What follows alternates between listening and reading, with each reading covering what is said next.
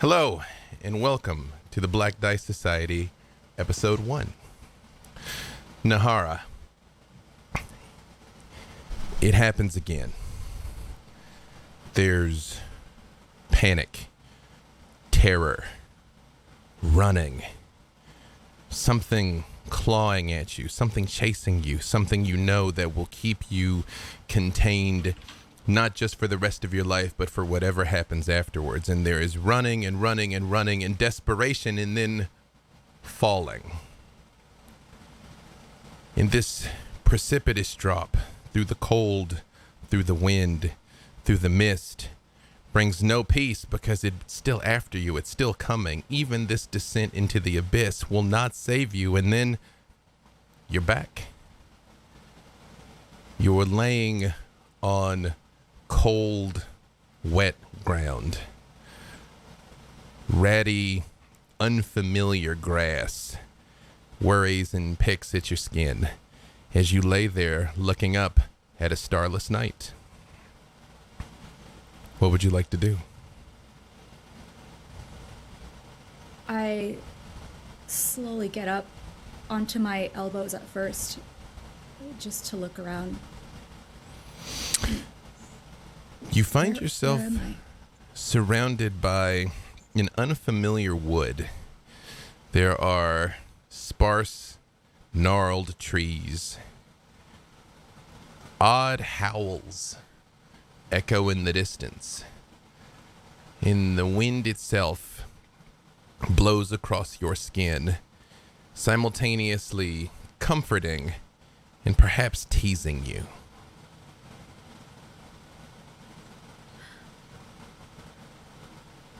Slowly getting up. Do I sense that anyone else is around me? Give me a perception check.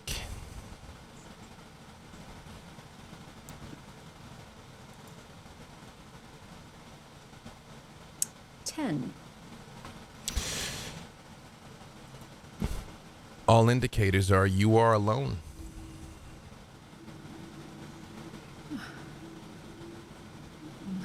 What am I even doing here? Can I remember anything of how I got here? Was that a dream that I just had? Something about a house, warriors, and brave strangers. Brother Uriah, you find yourself stumbling through the mist, barely able to see further than an arm's length in front of you. The wet soil crunching underneath your boots. Shield in hand and lantern in the other. Very, very far from home.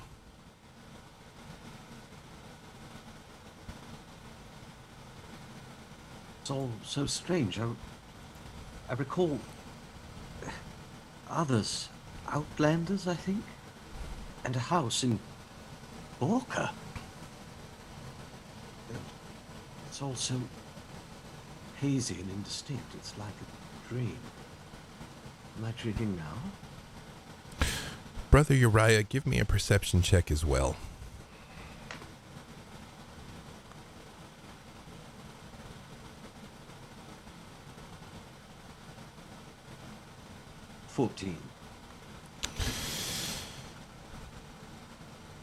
As you look around, on the surface, this desolate forest is similar to what was around the house, but it's not the same. Something in you knows, on an intrinsic level, you're not in Borka. For you, a cleric of the goddess Ezra, the mists are not the strange, alien, hostile force they are to so many.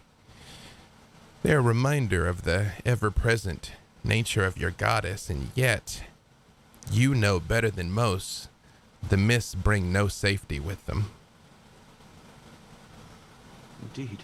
I was on my way to Ilaluk, the plague in the lower quarters.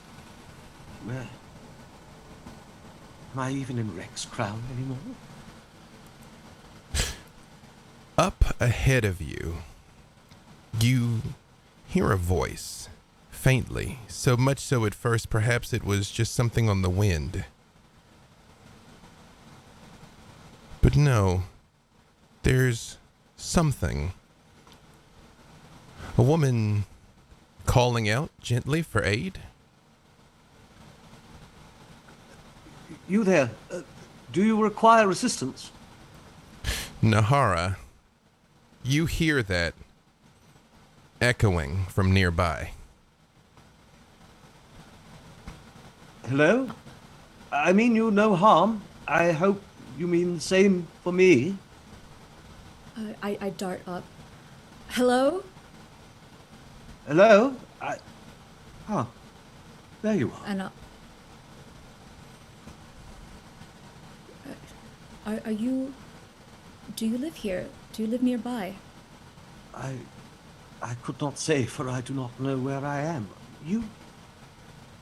I dreamed you. Me? I think it was a dream. I am Brother Uriah Macabre, of the Church of Ezra. And you are? My name is Nahara, but I'm not sure if we've met before. Yes, it's all so strange. What does Nahara look like? Nahara is tall. She's slender, has very long, curly black hair, white eyes, a gold headdress, and very large black feathered wings. And she's wearing, you see, like, gold armor on her shoulders. She's wearing light leather armor in black and red and gold. And what does Brother Uriah look like? Brother Uriah, as mentioned, is carrying a shield emblazoned with the symbol of Ezra. Long sword on the kite shield with a sprig of belladonna laid across it. He's wearing a long, heavy coat, and chainmail can be seen beneath it, though both the coat and the armor seem to be for someone a bit more broad than he. He's very tall and quite thin. His eyes seem kindly, however, as he looks towards Nahara. Nahara, you are very quickly regaining your senses. There is a familiarity about this man that you can't quite place.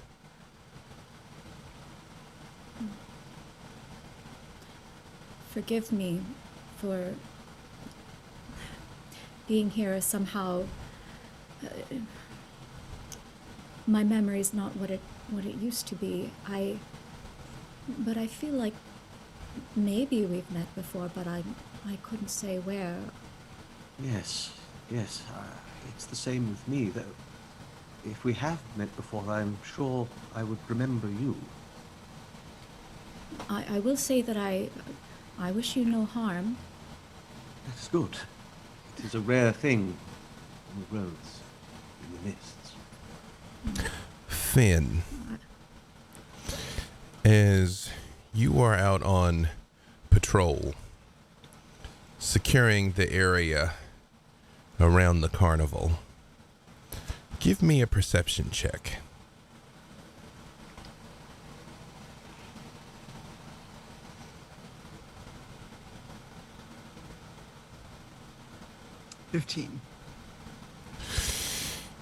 Up ahead, you spy two strangers standing out in the woods. You don't think they're with the carnival. You all just rolled in, and the big top's not even set up yet. I'm going to pull my sword and approach slowly, call out to them. You there. Where did you come from? I was on the road to Ilaluk. I did not mean to intrude. We're travelers, I suppose, and I believe we are lost. Yes. Oh, you're very lost. Do you know where we are? Well, you're nearest the carnival, which... You, human, come closer. Yes, I hope you don't mind if I shine the light of my lantern on you. You? Yes, me. Yes. I've seen you before, I think. We were together? But I've seen you before then. What does Fen look like?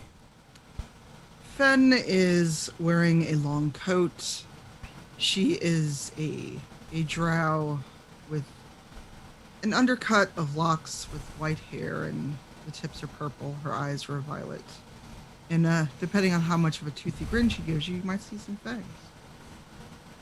Yes. Yes, it is you. I beg pardon.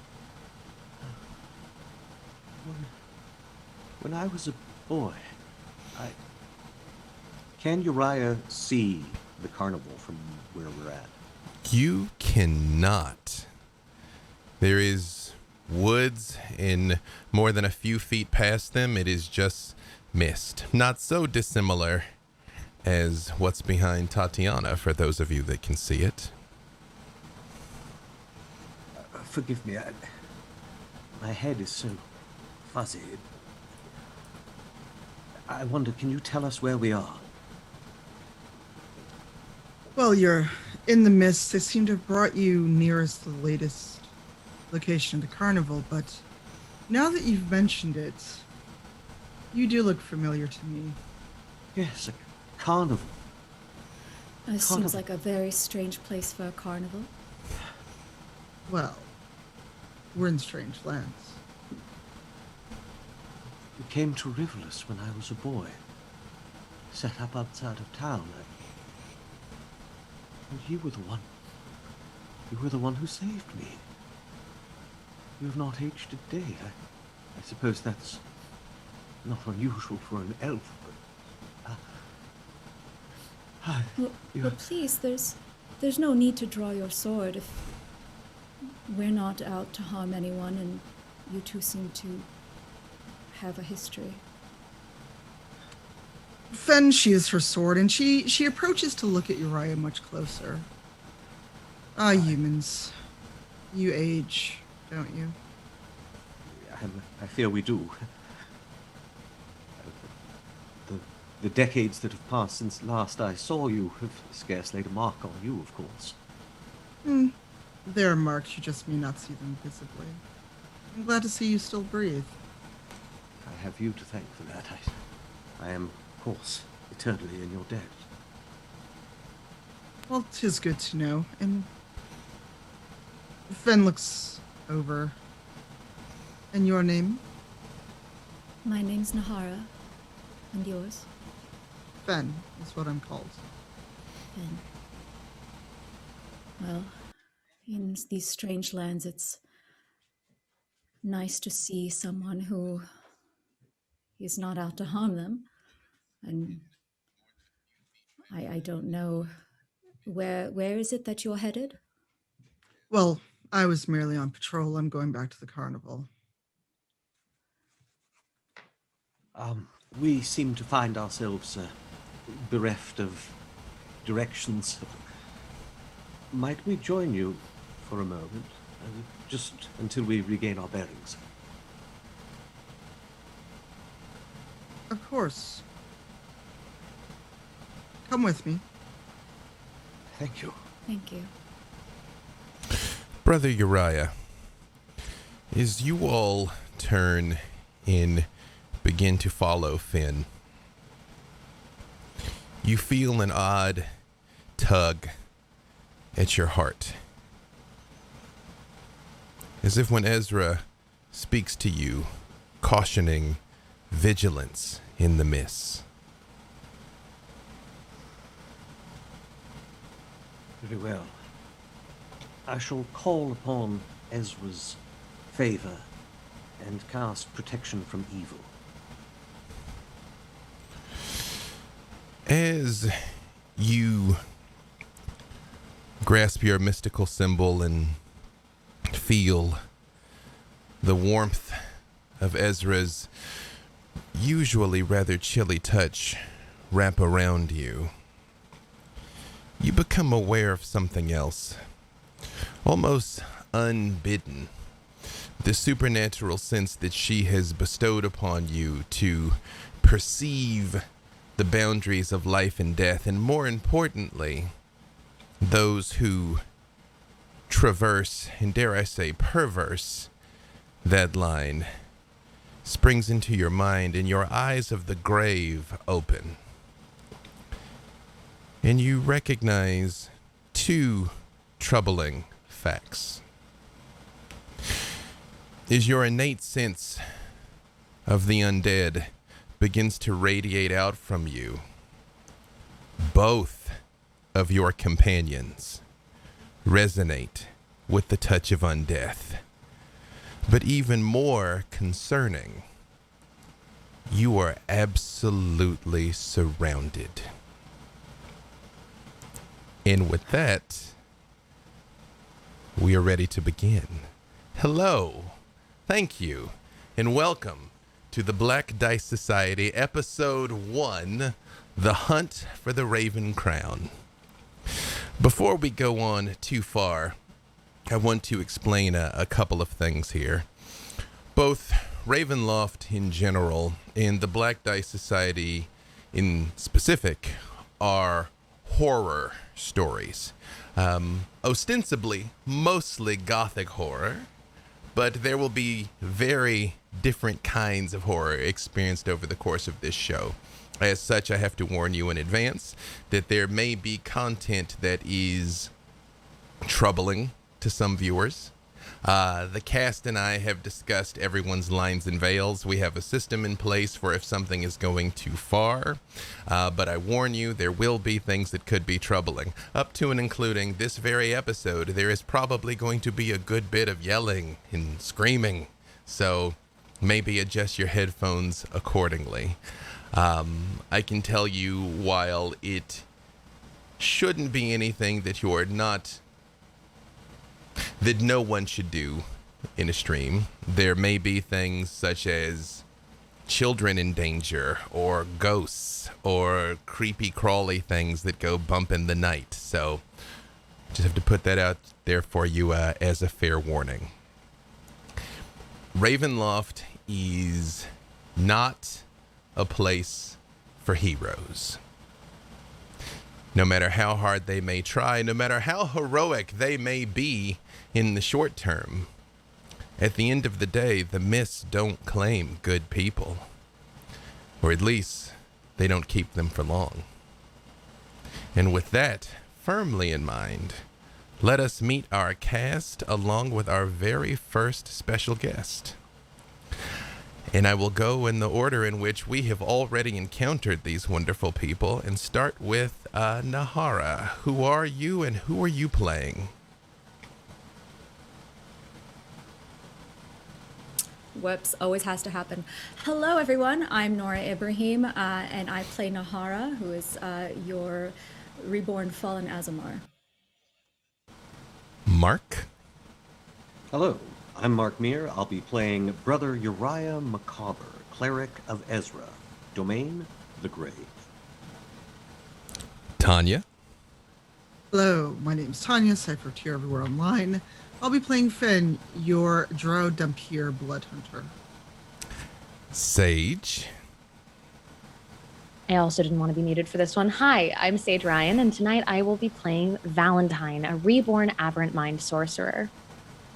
And the sweetest being, just the nicest of all of these people, I'm sure. Oh, she's pure of heart, I would describe. Yeah. DJ? Hi, I'm DJ Knight.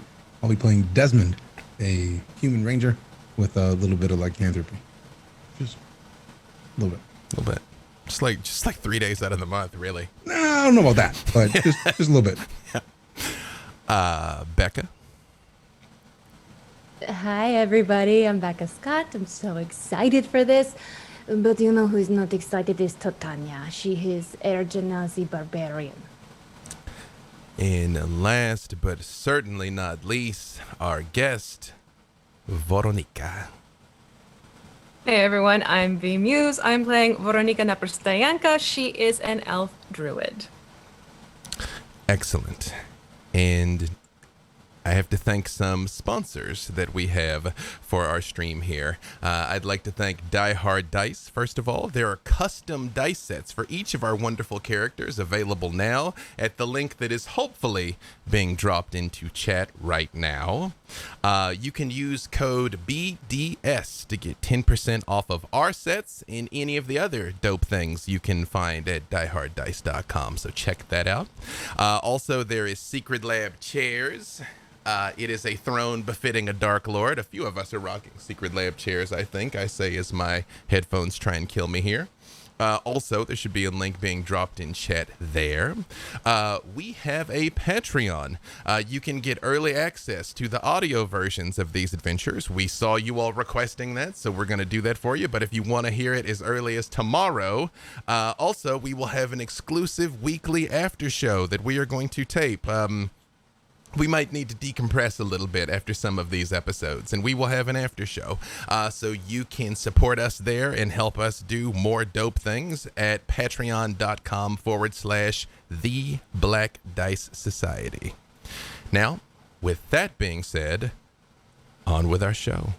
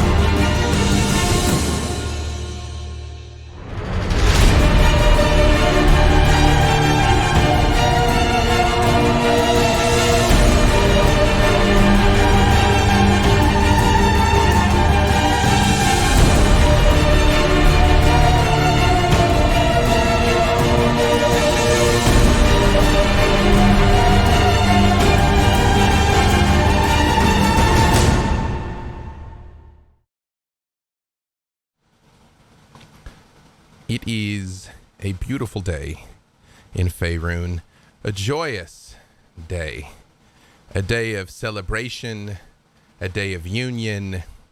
It is a wedding day. Desmond, as you find yourself in the bath, your little brother Armand, as promised, had a small pitcher of mead sent up to you. It's important that you keep your wits about you today. Okay. After a few moments, you hear a frantic knock on the door. Desmond, come.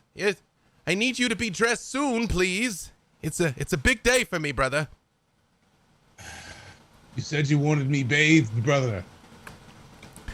Shall I bathe and drink, or shall I come out as I was in the room? Just bathe quickly, please. There won't be time for the rehearsals. Okay, just forget the rehearsals. You smelled me. You know how I smell. Come on. Yes, you smell like an outlander. Okay. How's the mead? I brought up one of the remaining casts we had of Father's private stash. seemed appropriate. Father had better stashes than this, I'm sure, and I'm sure there was more of it. This is all you brought me? Both of those things Ignore were that. true, brother, until you have drank them all over time. You don't remember. I'm the one that has to count the casks.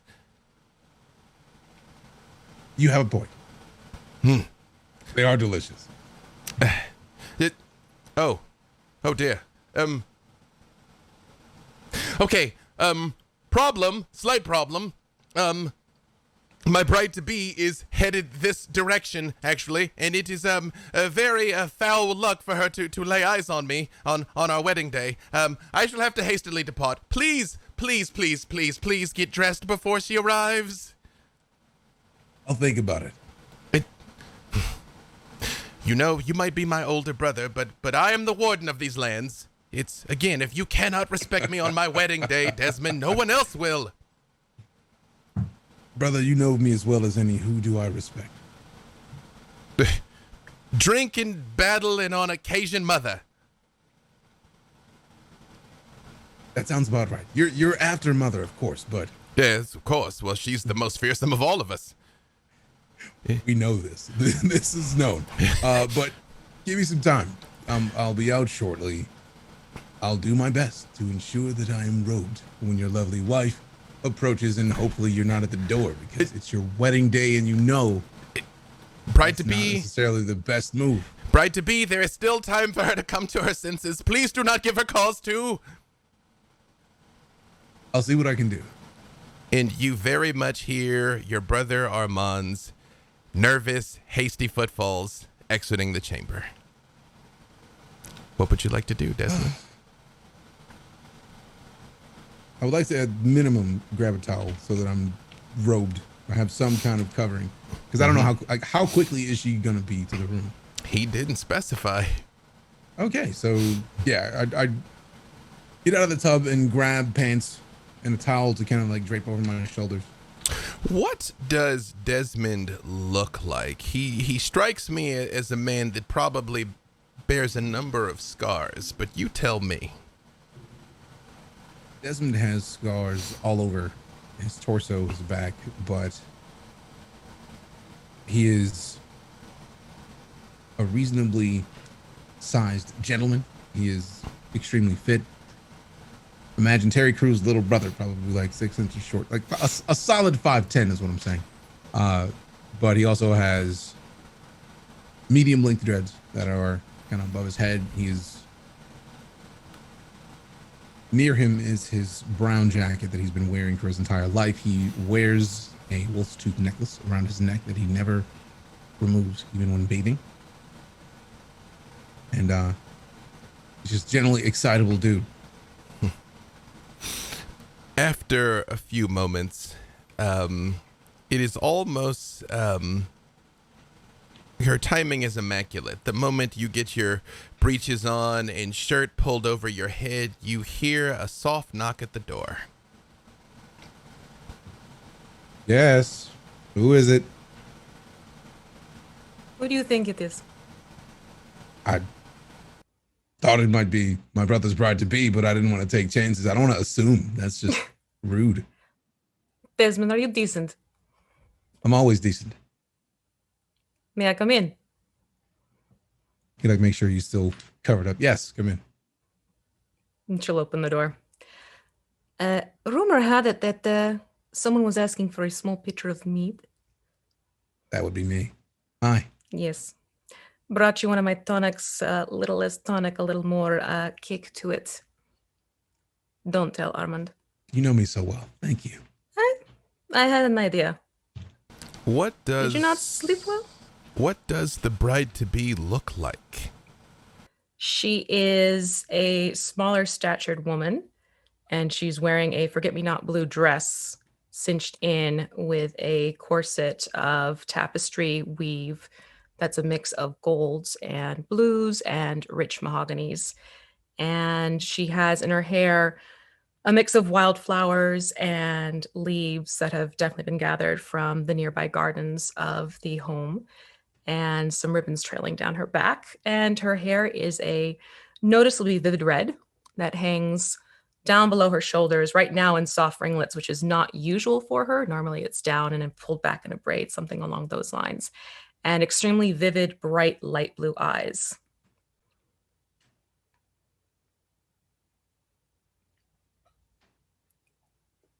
Did you not sleep well last night? Not so much, but the mead's kind of helping bring me around to the deck. Yeah, this will help you more. And she hands over a flask. You do know me so well. Thank you so much. That's not the problem. I mean, That is good. you're the one who has to keep Armand in line before the ceremony. Armand keeps himself in line. I'm just here as muscle. And he doesn't listen to me. Well, he is the head of the family, after all. Which is full nonsense, as we both know. I'm the eldest. It's offensive to me, but I will allow this. My younger brother is a good man. I'll allow it. He is a good man. You could also speak up if you wanted to. If it's something you really want, it is your birthright. There are many things that are my birthright that I could claim right now if I wanted, but my brother has his sights set on what our father has decided at some point would be better fitting for him. Rather than making that a problem, I will accept that. I'm not one to speak up against their fathers. You know that. True. I can't. I would love to, but it's not my place. Also, if I were to become the ward of these lands, then I'd have to sit in those boring meetings and deal with all the people with their someone's trying to attack our village and they're going to call us. And I like to handle battle, but I don't need an army for that. It's not your nature. Those meetings, no, never. They would never be. You're never one to sit still longer than a minute, if that. The only reason I'm sitting still now is because you brought me this fantastic mead, so thank you so much. Why do you think I brought it? Again, you know me very well. It's good to see you. No, the pleasure's mine.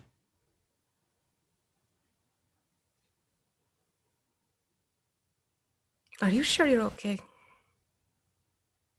I'm always You look more tired than I've seen you in a while. Last night was a hard night.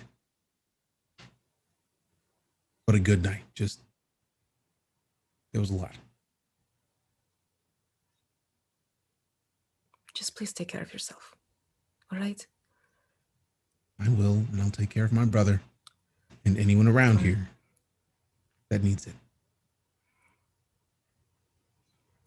It's a day of duty for us all. Indeed. I would never ask you to go against your nature, you know. I understand why you let Armand fill those shoes. It's the meetings, man. I can't do those boring, of course, sitting stuffy meetings. They don't even have proper mead in the meetings. He sent mead. I requested wine, although I expected that he would have a stash of wine and I could get at least a taste of his better stash. I do appreciate that. You knew I wanted the mead. Appreciate it. Well, let's just put it this way. He may be trying to keep things tucked away and under count. I made sure that one of my maidservants has a little stash put to the side. That I appreciate. Thank you. Just let me know and she'll grab it for you. I'll wait for now. All right. I should probably get going. There are other things I need to do, but I'll speak with you later. Look forward to it. As the door opens, Nika, and you look out over your home, on this joyous day, what does it look like? It is that morning light that toys with any bit of mote or dust in the air. So it almost has a sparkling quality to it as the sunbeams play through it. And it is an intense mix of emerald greens and spring greens. There are flowering vines that wrap and wind their way up various trees and fence lines, bursts of color, all sorts. Very much rich blues and purples surround more closely to the home, but you see striking slashes of yellows and reds and oranges off in the distance, and there's always a slight breeze that seems to play through the branches, so there's this constant comforting whispering of leaves that fill the area. And the people who live there, you see that they're all busy and bustling, getting ready for the wedding, but there's laughter, there is playfulness, there is excitement that's palpable in the air. And it looks almost a little bit of a mix of what's been built was built with intention, but that nature has also been very much a part of each building, so that you can't tell sometimes where a tree has begun and a wall has ended to a home. It's good, Nika, to see people happy. It's been a long time since the people of Kashmar had something to celebrate. There's still too many buildings stand empty. Too many farms untended. Too many hearths dark. But if Sylvanas is kind, perhaps this is the beginning of a new day for your people. As you set out, meanwhile, in the guest quarters for the bride's side, two other visitors are stirring. Now, you all tell me who would wake up first. I would think it's Tatanya. It is definitely Tatanya up first, watching over, checking grounds, making sure nothing changed in the night I'm not aware of, though. It was a strong night for drink, I must say. Normally Tatanya not affected by such things, but revelry was in full force. What does Tatiana look like? Tatanya, as she paces back and forth, waiting for her mistress to awaken, does some calisthenics, small exercises, because you must maintain perfection. It's not easy. Tatanya is, a statue built in flesh.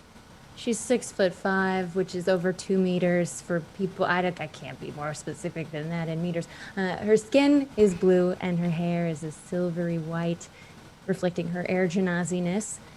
Her muscles are so rippling, it is hard to be believed, hence the upkeep, as if she's carved out of blue stone. And despite this stature, there's something about her movement that's very swift and flowing, just like the breeze. She has a weightlessness to her, as if she's floating just a little bit above the ground at all times. Not actually, although sometimes.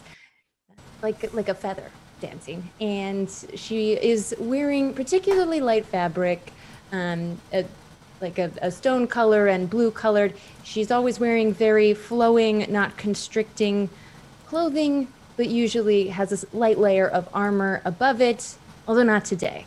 Today is a day of celebration. Hopefully the armor will not be needed.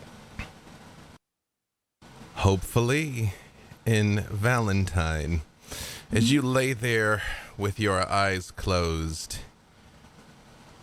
you hear Tatiana's creaking on the floorboards with her stretches and her calisthenics and press-ups.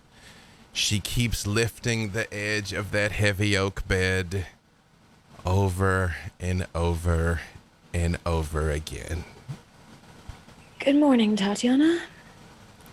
It's great morning. Day for more partying. Is Valentine ready? Oh, not at all, and I will need much time. We're not late, are we? Oh, no. Ready mentally for preparation for Oh. festivities. Obviously, Uh. I see not ready. I'll take that as fine. Yes, it's been a long time since we've had the opportunity to celebrate something. Yes, has been dark times. And what does Valentine look like? As Valentine gets out of the bed, unfortunately, you will discover her darkest secret. She's not actually 5'8", but she says that she is. And usually appears to be because she wears a full-length gown pretty much at all times. She's only probably about 5'3" or 5'4". She is slender in frame and hollowed in many ways, very, very pale skin, hollow around kind of the cheekbones and shoulders. She has long red hair that's pinned back to just give it more volume. There are just exorbitant amounts of it everywhere. And she has, this morning you can see a scar all the way across her throat as she like reaches over to the bed table and picks up her pearls and puts them on first thing. And she would have a gown laid out next to the bed that was long and flowing, a silk fabric, something that looks luxurious. Valentine, as you are slowly greeting the day after a fitful night's sleep, well, what you know, Tatanya thinks you're sleeping. But there was something. A dream? The first you can remember having since the incident. There were bugs. And Tatanya looking angry. And you remember there was something about an axe? I'd like to look around the room and see if the axe is in the room. Tatanya, where's the axe? You look at my weapon. I don't know either. Vague memories plague me, but nothing specific. It is a gleaming golden double-headed axe. It is clearly of very old construction, but looks brand new. There is neither dent, nor ding, nor divot, or nick anywhere in the blade, but even by casual observation, it is razor sharp, and she did not have that yesterday. Don't touch that. It is. I'm already strapped to it. I feel too something not right. Maybe you should put it down. We are attending a celebration today. After all, it might be an inappropriate time to carry such a intimidating weapon. No. I mean, yes, mistress. Something makes me just inadvertently just want it. But I reluctantly unstrap it and place it under the bed. We'll make sure it stays safe. Yes. Make sure that it leaves with us, but it doesn't feel right currently. Trust you know more of these things than I do. I presume you have plenty of hidden weapons on you. Certainly, always. Excellent. Valentine, as you all are talking, you feel a simultaneously alien but familiar sensation go through your mind, like tentacles wrapping around your brain. Be vigilant, child. You have someone looking for you. They approach now. On second thought, keep the axe nearby. Okay.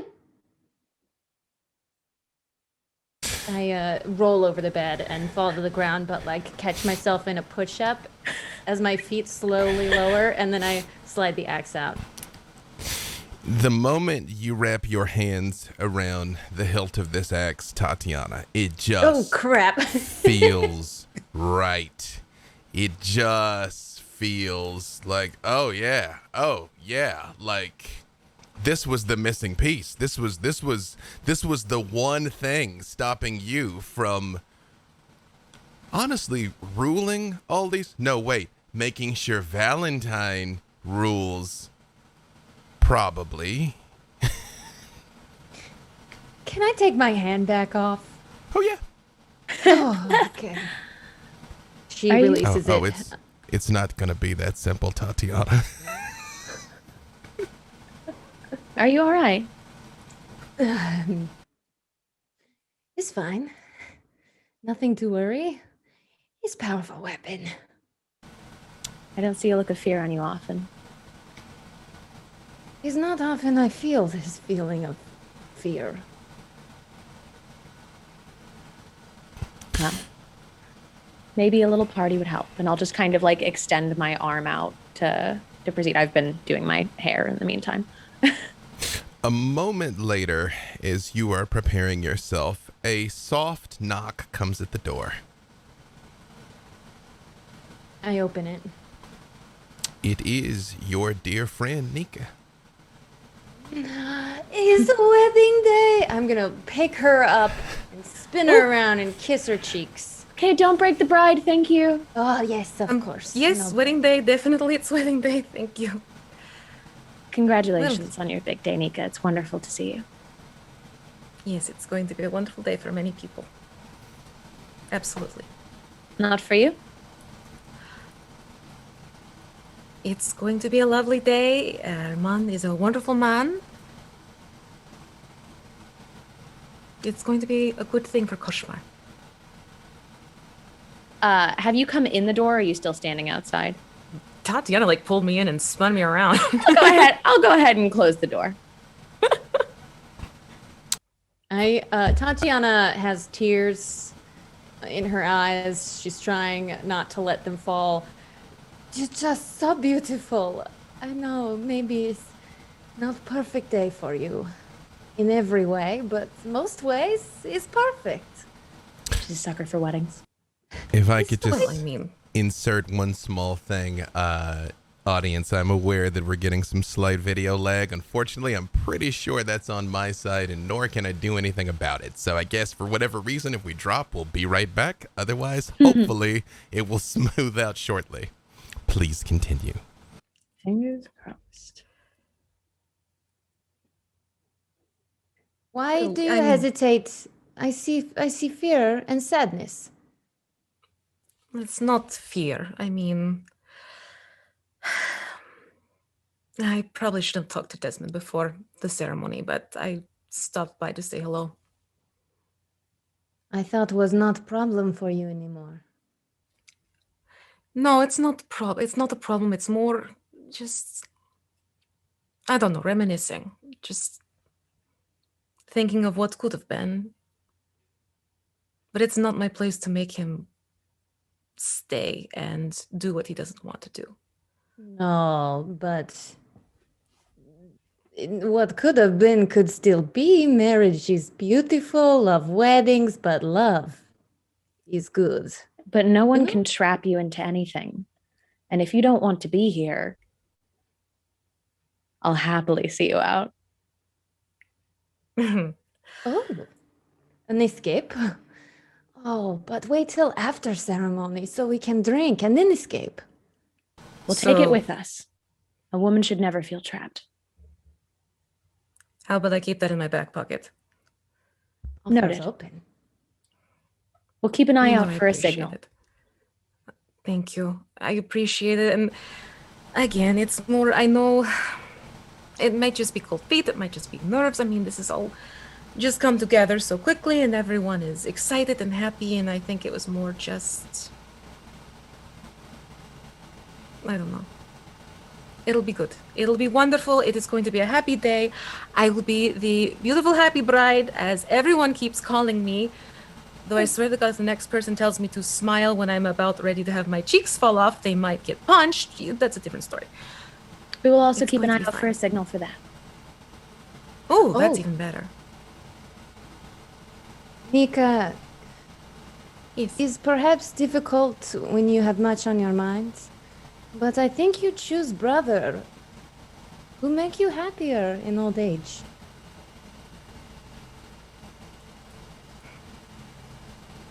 Those are some words of wisdom. I She's always appreciate giving that great too. advice. She really is. She's good at that.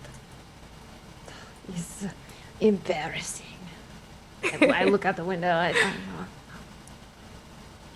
know. I'll be okay, honestly.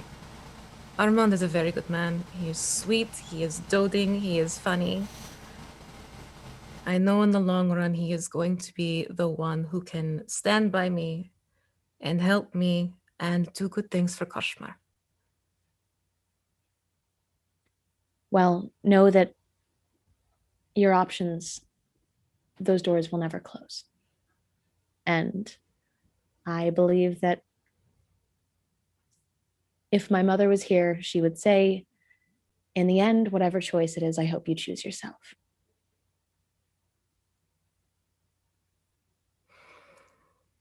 Yes, well, we'll know very soon what I've chosen. She would If my also say you brother look was here- beautiful. Oh, Sorry. don't careful with that. My mother would not be here, so she would not say nothing, but she did choose herself. Yes. Did I tell you two you're both wonderful? I mean, this is why I stopped by. Oh, Nika's wedding day, and I pick her up and spin her and kiss her more. I would never miss a party. Valentine, how are you doing? Really, though? I mean, enough about me. How about you? You know, I've seen a lot in the last few years. I've met many people and traveled a lot. It's been wonderful, truly. I'm perfectly all right. Time goes on. We are yet to find our place, but we will find it.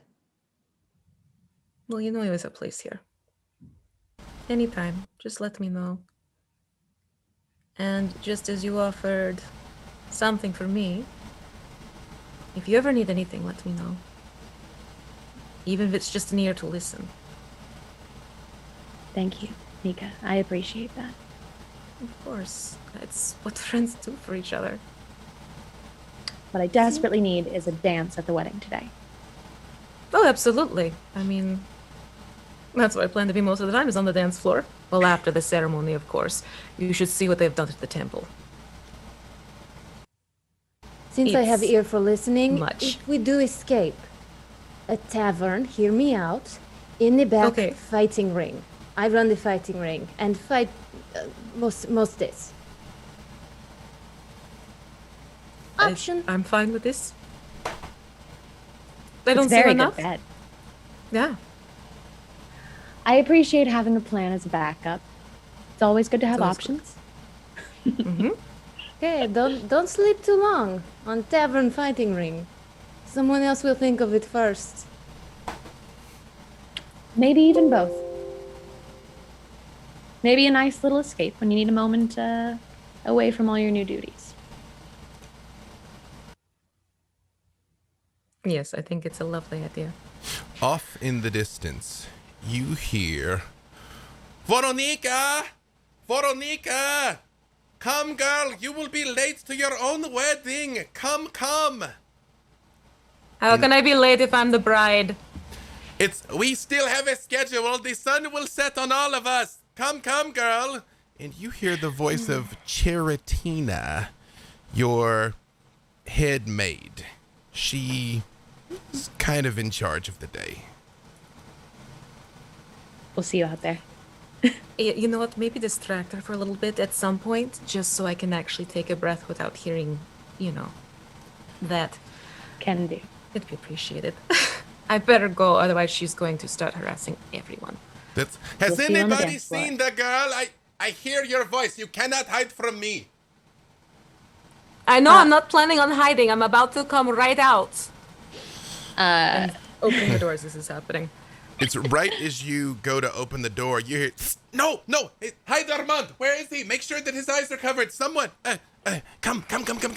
We must be into the temple now. Yes, Sylvanas okay. be praised. Look, you've got the mud all over the, okay, come. I had to go into the garden.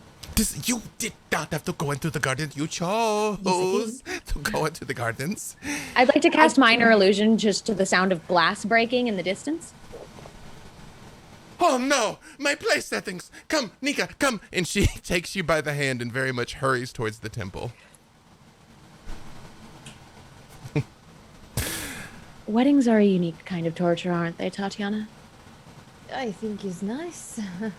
Except for being stuck with one person. It's not for everyone. I don't think that's a good idea, but somehow I can't help but cry. You're softer than you'll ever let on. No. Just for weddings. Tough everywhere else. I won't tell, I promise. You better not. Desmond, as you are drawn by the commotion of Charatina yelling and know that means things are about to get underway, as you sort of stand in the doorway finishing off the flask, and Nika absolutely brought you the good stuff. You see two familiar faces as Valentine and Tatjana sort of watch as Nika is hurried off towards the temple, but something strikes you immediately. It's Tatjana with a big axe that you don't remember her having, and very much bearing down on you and distinctly thinking, I'm gonna have to kill her, but I won't enjoy it, and then nothing.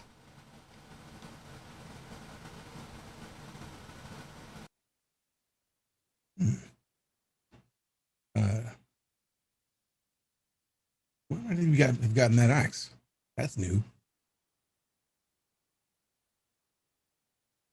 As he approaches, you both feel similarly. You know him, and yet you feel like, I don't know, like maybe he was in that weird dream. Maybe you've been through something lately. At least that's what you think, Tatjana. You, however, Valentine, you don't dream.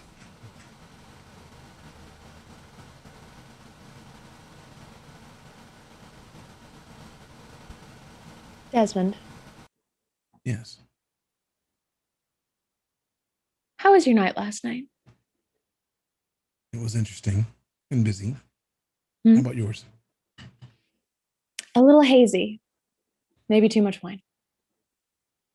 I don't think there's ever too much wine, but I understand. It's I have a similar feeling. Interesting.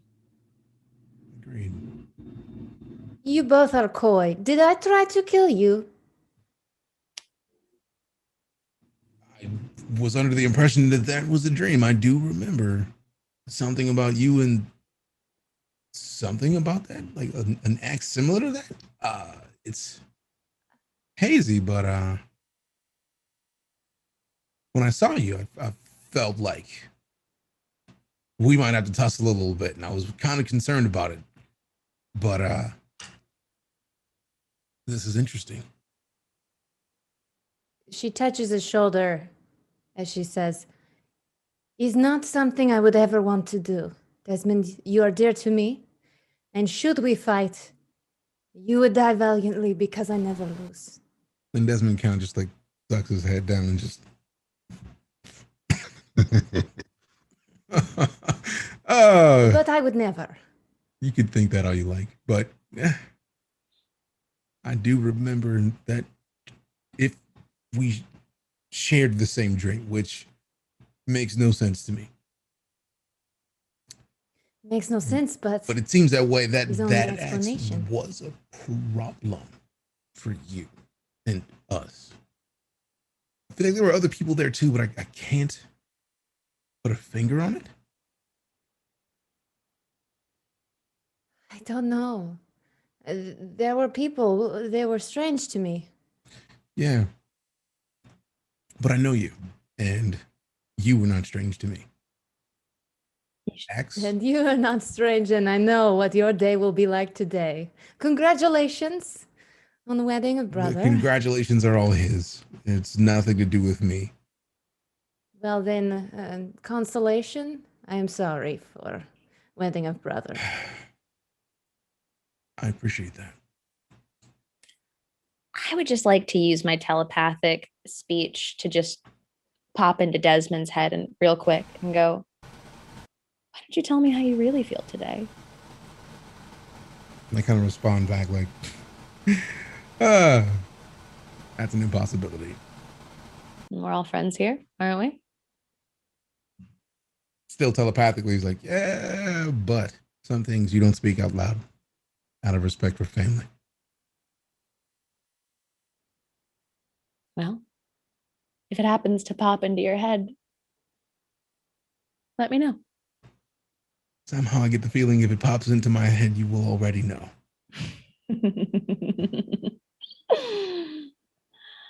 All right. I'm awaiting a party. And you all see Armand come hurrying out of a nearby building. He looks great. He's wearing, Desmond, your father's old noble outfit when he had to go to present himself for official affairs. An outfit that never quite fit father. Definitely wouldn't fit you. But hangs well on your younger brother's slight shoulders. He's got a small wire-rimmed pair of spectacles that he had fashioned for himself. Swears it helps when he has to balance the books. His long braids are pulled back into a ponytail that has been elaborately woven, not completely dissimilar to Nika's hair, with flowers in it.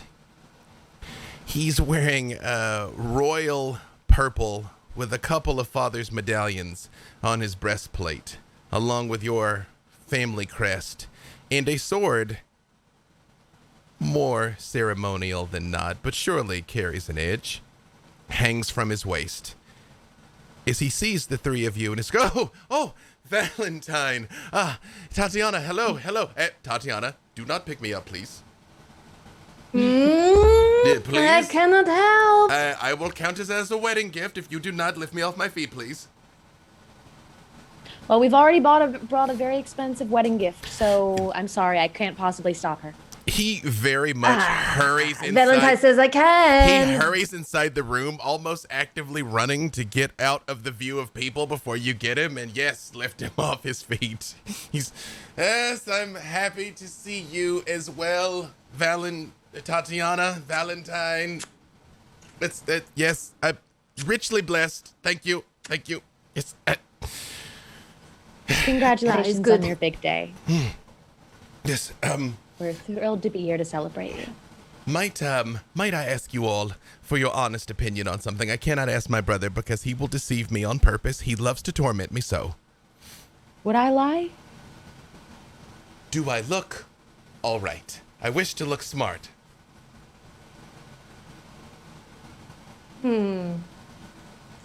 I want to slap him in the lower back so that he stands up straighter.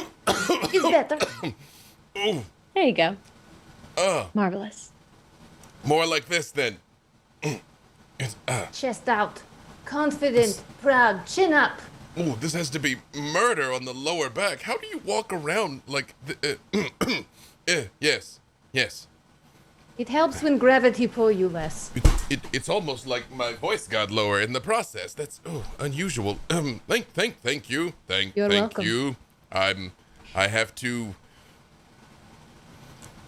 as Desmond taught me, and he does look at Desmond with genuine warmth in his eyes. You have to command respect. You cannot demand respect. Glad you remembered, Desmond brother. is smart. And I'll just kind of lean down next to his ear and go, and you also must deserve respect. And I expect you to do everything in your power to deserve the respect of your bride.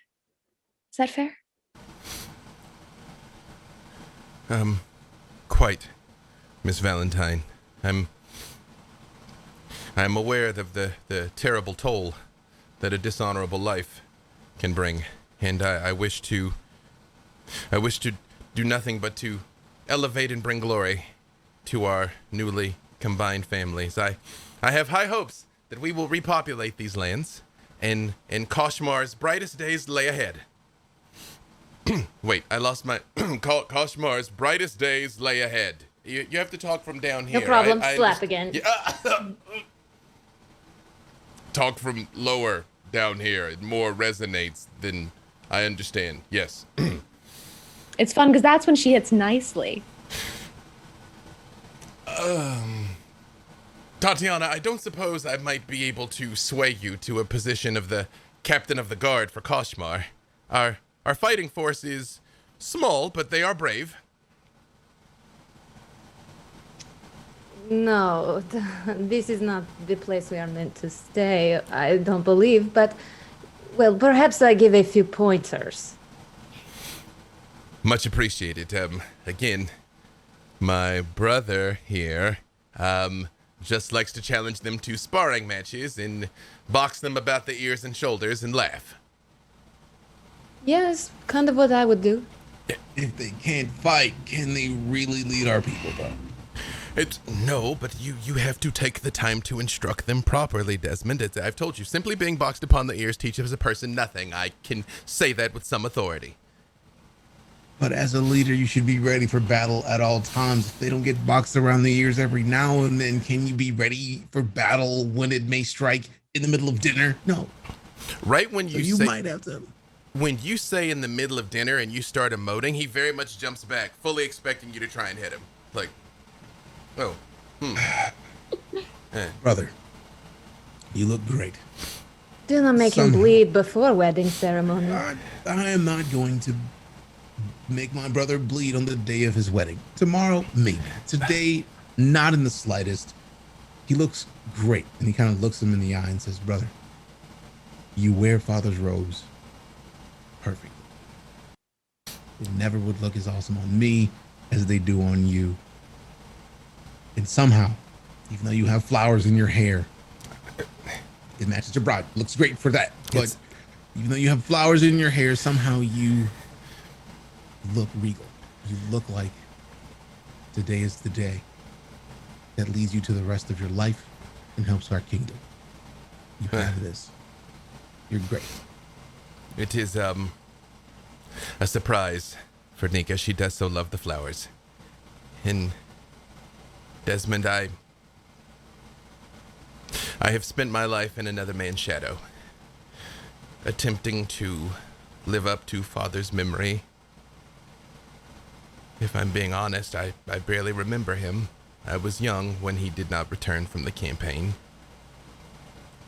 And doing my best to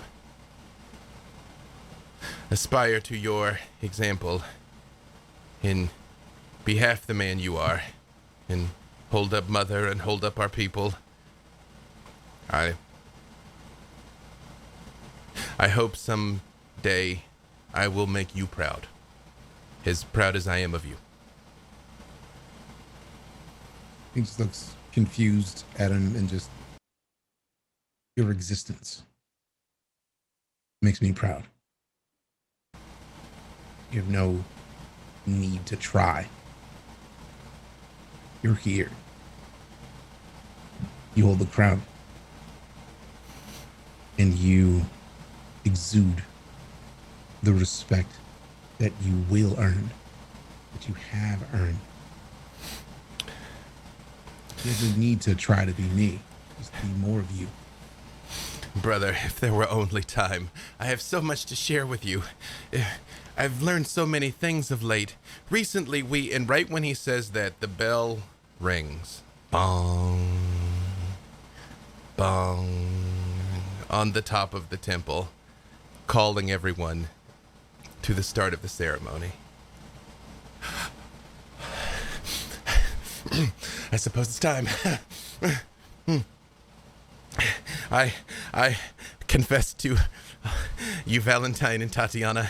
As my brother Wells knows, I've spent very little time campaigning in the field. I am not accustomed to the butterflies that come when one is on the front lines preparing to charge, but I have to feel, this must feel similar. Desmond kind of grabs his shoulders and just, brother, calm. And he like reaches back and pats him in the back, like the same spot in the lower back that she did, and just chest up. Respect. You have it.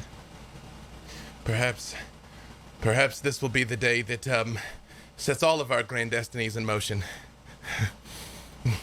I will see you all inside.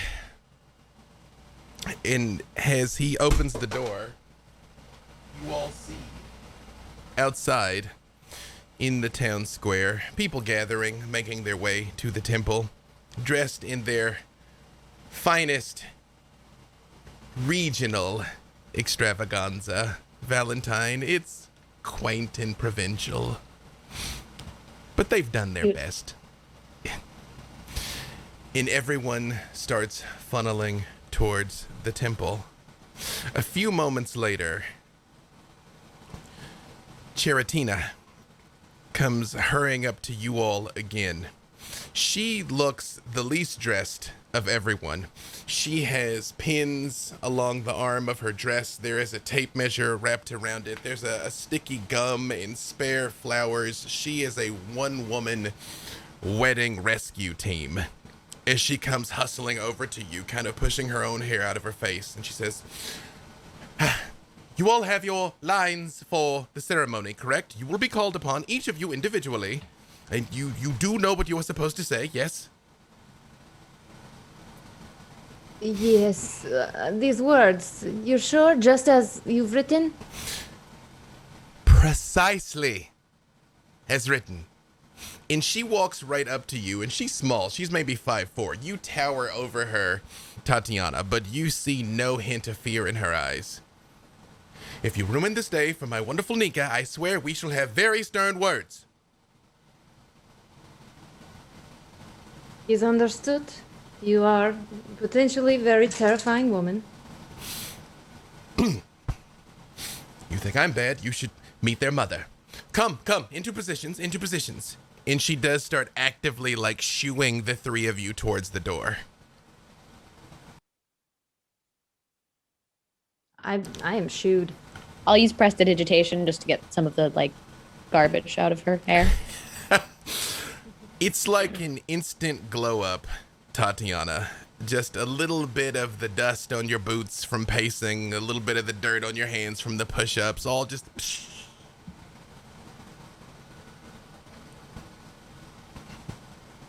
All right, well, I guess we'll get to our places. As you all make your way into the Shrine of Sylvanus, a towering building over this town, it's easily 3 times larger than any other building. And the bell is still ringing on the top, more as a call to start the service than to measure time as such. Inside the temple, Nika, what does it look like? It is beautifully carved stone. It's not marble, but some of it has a marble-esque quality to it.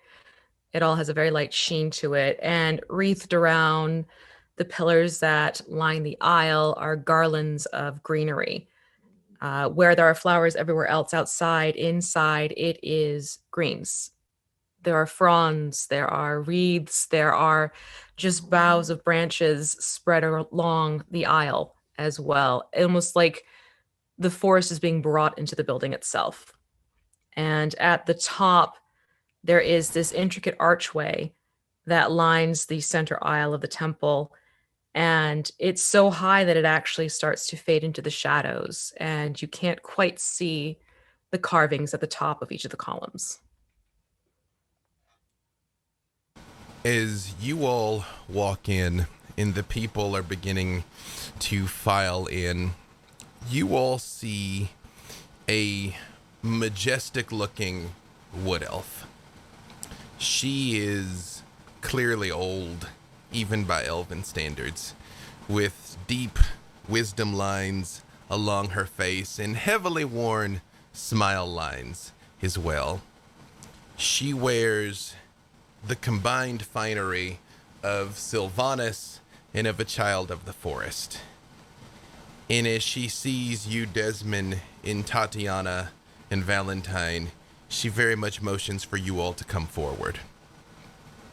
Blessings of Sylvanas upon all of you. I take one knee so that she can reach me to give blessings. Mm-hmm. She does, and she actually puts a hand on your shoulder and just smiles, and she just squeezes it a little bit, and she says, "That is impressive. Normally I have to take on the form of a grizzly bear for this amount of power." I flex just my shoulder muscle in a way that no one even knew was a possible muscle to be flexed like that, but make no other movement. Bonus traps, air genasi. You know, you gotta work out. And she just like smiles. In Desmond, she puts a hand on your shoulder and she says, "Desmond, I realize you don't usually go in for the temple, but Sylvanas hears you everywhere. We could walk in the woods and talk if you wish. You carry such a burden." Well, I am a big fan of the woods. Today, the burden is not mine to carry. It is my brother's. Perhaps before we both depart, you to range and me back to my beloved forest, we might find more time. Possibly. And she turns and looks at you, Valentine, and her face just goes blank for a second. And she just says,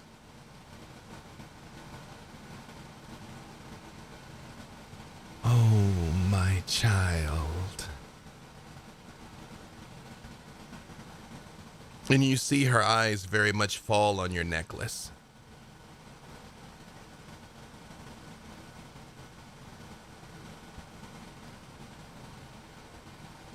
You have been on a longer journey than any of us, haven't you?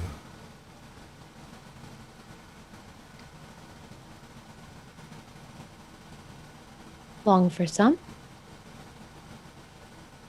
Thank you. I love the necklace. It was a gift from my mother. Kind of you to notice. The necklace. Yes, the necklace. You seem like a woman of strong will. It's a polite way of saying what you mean. I don't know whatever you mean, child. I will just say that should you wish to lay some of your burden on another, I am willing to listen. The light of Sylvanas shines upon all, even in the darkness. Thank you. I'll keep that in mind. And she just And as I say that, I'd like just her eyes just kind of gloss over a little bit as soon as she basically says, like, I'll keep that in mind. Eyes just go kind of white and stare for a moment. you see her mouth just sort of like stiffens for a moment, and she just says, and she kind of like looks at all three of you and she says, what a complicated band we are. I suppose lucky for all of us that it is not our day. It is the day for Armand and Veroniqa. Yes, it is. And she points down to the floor where you can see 4 edges of what is not immediately obvious until you stare at it for a moment and you realize it's a compass. This whole temple is aligned to the cardinal directions. Valentine, she motions for you to stand in the south. Tatanya, she motions for you to stand in the west. Desmond, she motions for you to stand in the north. And she herself stands in the east, aligned with the setting sun. And she just sort of smiles for a moment and she says, I'm sure Cheratina has left nothing to chance. But you all do know you're part of the ceremony, correct?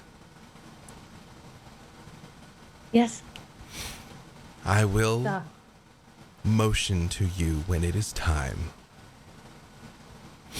Can I roll like an Arcana or History to see if any of these words have any like magical meaning to me or that I'm aware of? Absolutely. All right. Would that be History or Arcana? You can roll whichever you want, whichever is going to be higher for you. Oh, then it's a 23. Excellent. You realize that what she's given you, these are definitely words of power. This is a mystical union in as much as a political one. Do I get the sense that a mystical union would mean that it's unable to be broken in the way a traditional union is? You feel no hostility, but there absolutely will be a connection between Nika and Armand that will last.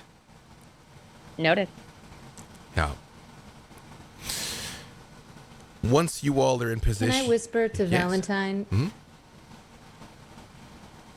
It's too late to ask Bride one last chance to escape. We gave her a signal. We'll keep an eye out for it. Us are watching. Certainly. Thank you, Tatanya. Just as an aside, I was the best man in my friend's wedding, and as we stood there, as the bride walked into the building, I leaned over to him. I was like, last chance, if you want to go, we go right now. I'll get you out of here. I actually really did do that. Savagery. He stayed. It was If the right Valentine choice. did it, if Valentine did it, you shouldn't be proud of making the same choices.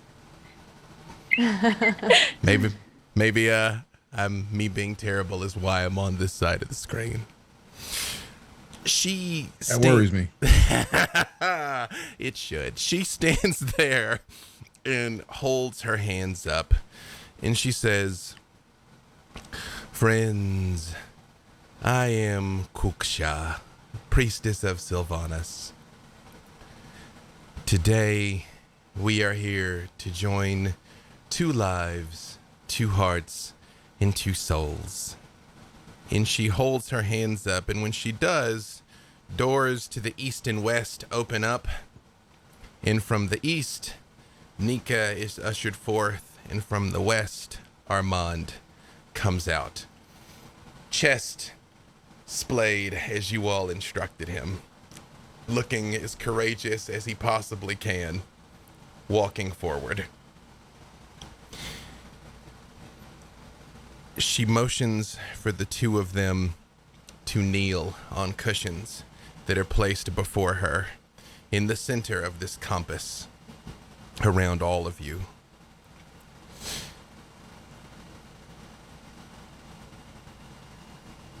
Know now, before you go further, that since your lives have crossed in this life, you have formed ties between each other. As you seek to enter the state of matrimony, you should strive to make real the ideals which give meaning to both this ceremony and the institution of marriage. With full awareness, know that within this circle, You are not only declaring your intent to be handfasted before your friends and family, but you speak that intent also to your own creative higher powers in Sylvanas, who smiles over all of us. The promises made today and the ties that are bound here greatly strengthen your union. They will cross the years and lives of each soul's growth. Do you still seek to enter this ceremony? If so, say yes, we seek to enter. In Armand's, yes, we seek to enter. Trying to catch Nika's Yes. eyes. We seek to enter. Sylvanas simply smiles. If she caught any hesitation, she does not let on. In times past, it was believed that souls shared characteristics with all things divine. It is this belief which assigned virtues to the cardinal directions, east, south, west, and north. It is in this tradition that a blessing is offered in support of this ceremony. Blessed be this union with the gifts of the East, communication of the heart, the mind, and the body, fresh beginnings with the rising of each sun, the knowledge and the growth found in the sharing of silences. And she turns and she looks at you, Valentine. Suppose that's my cue. Blessed be this union with the gifts of the South, warmth of heart and home, the heat of the heart's passion, the light created by both to lighten the darkest of times. She smiles and gives you a small nod and turns and looks at Tatanya. Who is just weeping, visibly torrents of liquid pouring from her face. Blessed be this union with the gifts of the West, the deep commitments of the lake, the swift excitement of the river, the refreshing cleansing of the rain, the all-encompassing passion of the sea. You notice the While weeping. slightest shimmer in Kuksha's eyes. Armand is absolutely starting to lose it a little bit, but is trying to hold it together. And she turns and she looks at you, Desmond.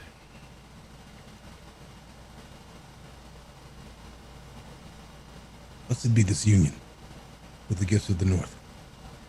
Firm foundation on which to build your lives, a fertility of the fields to enrich your lives, a stable home to which you may always return. Each of these blessings from the four cardinal directions emphasizes those things which will help you build a happy and successful union. Yet they are only tools, tools which you must use together in order to create what you seek in this union. I bid you look into each other's eyes. Armand, will you cause her pain?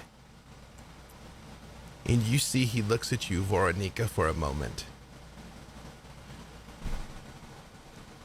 I may. Is that your intent? No. Will you share each other's pain and seek to ease it? If so, both of you say yes. Yes. Yes.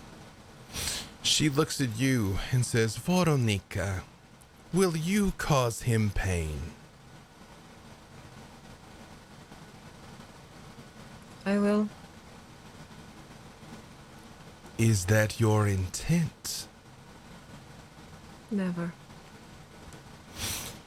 She holds her hand up, and a glowing green vine wraps around the two of your hands, pulling them together. And so the first binding is made. Veroniqa, will you share his laughter? I will. Armand, will you share her laughter? Yes, always. Will both of you look for the brightness in life and the positive in each other? He looks you in the eye, nodding, tears clearly falling down his face now, Veroniqa, and says, yes. Yes. She holds up her hand, and a second green cord appears, wrapping the two of you together. Veroniqa, will you burden him?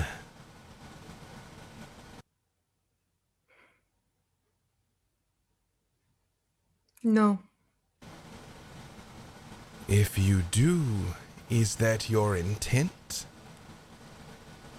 No. Armand, will you burden her? I shall try in my earnest not to, ever. But if you do, is that your intent? No. Will you share the burdens of each so that your spirits may grow in this union? And he looks at you. Yes. Yes.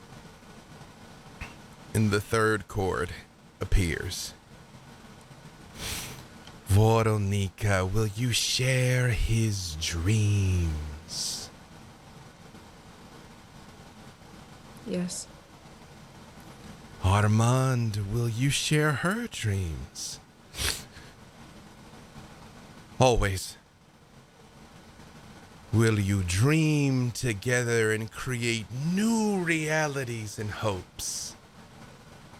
And you feel him squeeze your hand. Yes. Yes.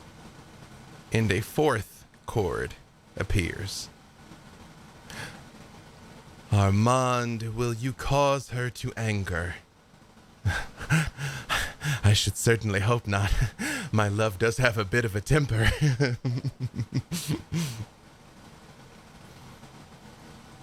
But is that your intent? No, never. Veroniqa, will you cause him anger? Most likely. But is that your intent? No. Will you take the heat of anger and use it to temper the strength of this union? Armand reaches up and wipes a tear with his unbound hand and says, we will. Of course.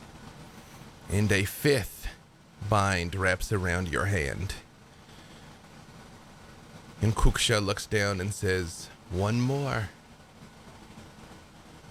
Veroniqa, will you honor him? Yes.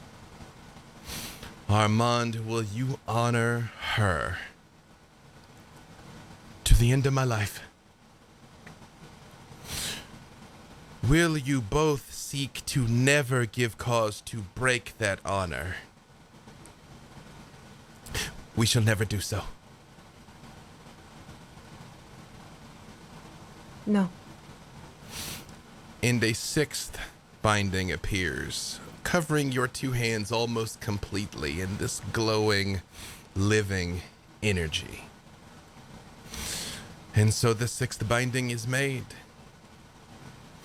The knots of this binding are formed by the cords, not in and of themselves, but by the strength of your vows.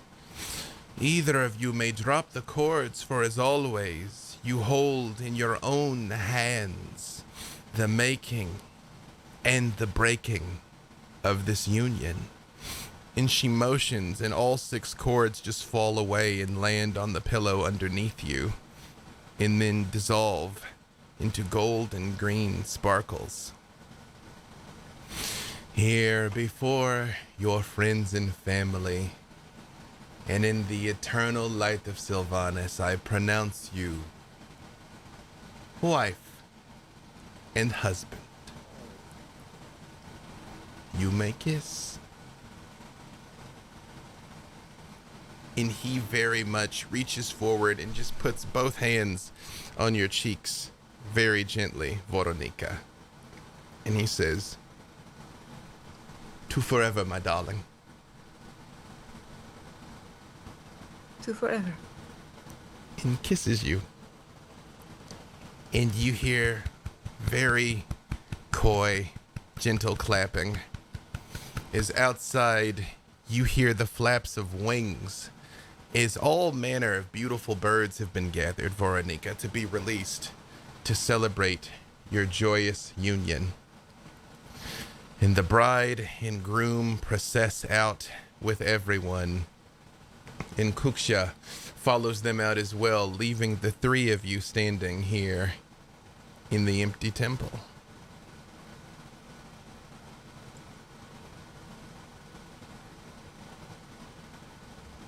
Well, it's over. It was almost too beautiful. I wish she wanted to be here. Me too. Well, perhaps the soldiers will need some training on dance floor. Only one way to find out.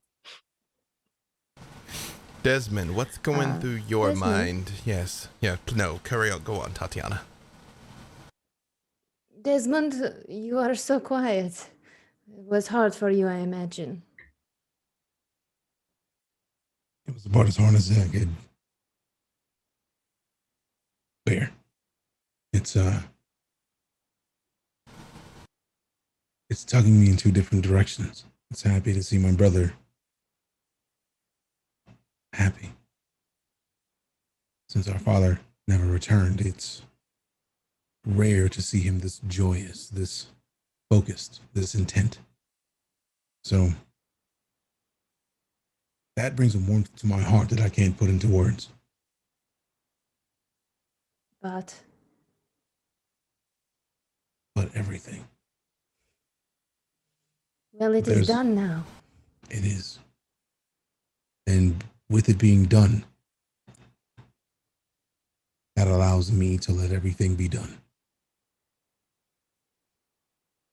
Perhaps it's best you spend some time away from this place, where it is so painful for you to see this happiness that is not yours. I will have my happiness. But he and she in our kingdom need him and their happiness. If we are to ever to see prosperity again, so as far back as I can remember, I've dealt with pain as a standard. Pain is a part of victory. Pain is a part of love. Pain is a part of everything. It's just my turn. But with that pain, there's much joy and celebration and happiness. And as was just pointed out, I feel like some of those soldiers could use some assistance on the dance floor. So there's mead, there's wine. I feel like I should make myself sing. Ceremonies are a drag anyways. It's the after parties that are the best part. I'll kind of Did usher not both get to of them. me. And he just kind of takes a sip of his flask because there was still a little bit more in there. It's like, let's go have some fun. And Don't ask twice. here, as the 3 of you hurry off to rejoin what is surely to be a raucous party, is a good place for us to take a little break. We will be back in 10 minutes. Don't go anywhere.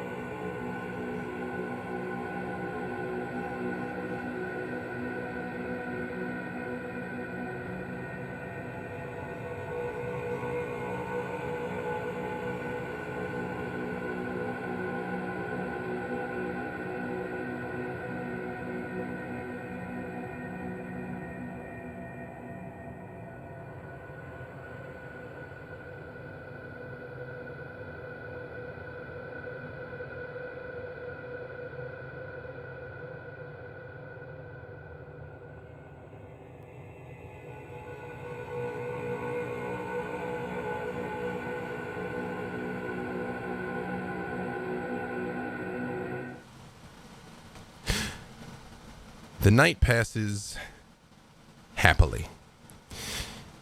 There is joy, there is mirth, there is drinking, and eventually to bed.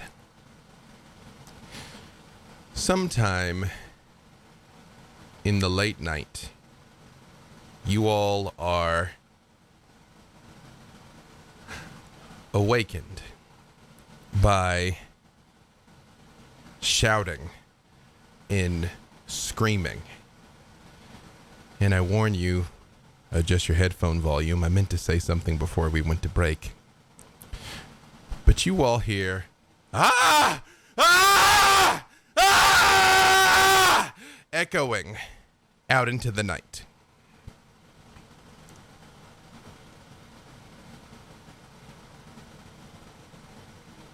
Does it sound familiar? It sounds anguished. Valentine, give me a perception check.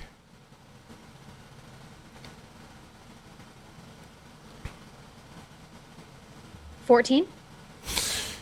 Out your window, you can see a commotion as some of the guards begin to head in the direction of whatever must be going on.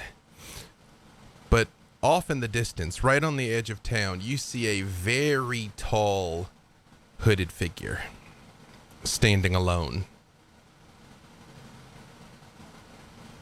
I'll walk towards it. You get up and go over and open the door and begin to head that way, and the moment you can see out clearly into the night, it is gone. You just see a commotion of people running around. Is anyone hurt? Desmond, in your room, as you come to hearing this screaming that you immediately know is your brother, you look down and you are covered in blood. All over your chest, all over your pants, all over your hands. You do not know how this got here. The last thing you remember was drinking and chatting up a cute soldier, and now.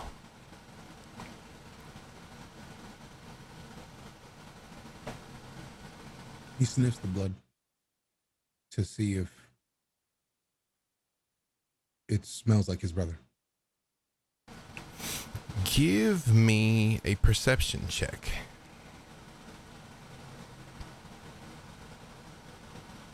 $18. Oh, with advantage 21. It's not his. It's difficult to place. It seems familiar to you somehow. But your mind is hazy.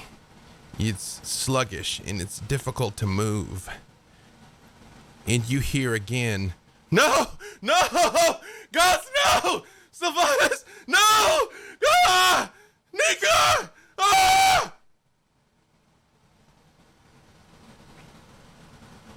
What is Tatanya doing during all of this? I leap from bed. I stand behind Valentine. We share a room. I look out with her One of the into guards the night. running by, Valentine, you see they've got shields and spears. And one of them looks like, no, please stay safely inside. We don't know what's going on out here. look at me. You want me to stay or you want me to come? You should probably come, actually. Apologies, ma'am. Quick thinking isn't this one's strong suit. And he turns and runs in the direction as all the guards are running in the direction of the house. And you see, as you all look out, the door opens and Armand comes stumbling out like he's stunned. He is covered in blood all over his face, all over his bedclothes, all over his hands. His hair is still done in the same braid, in the same flowers. but there is shock and terror on his face. Amant, where is Nika?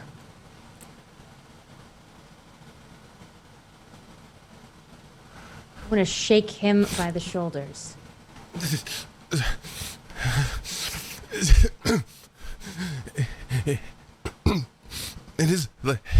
It is as if some cruel beast came for her in our very bedchamber.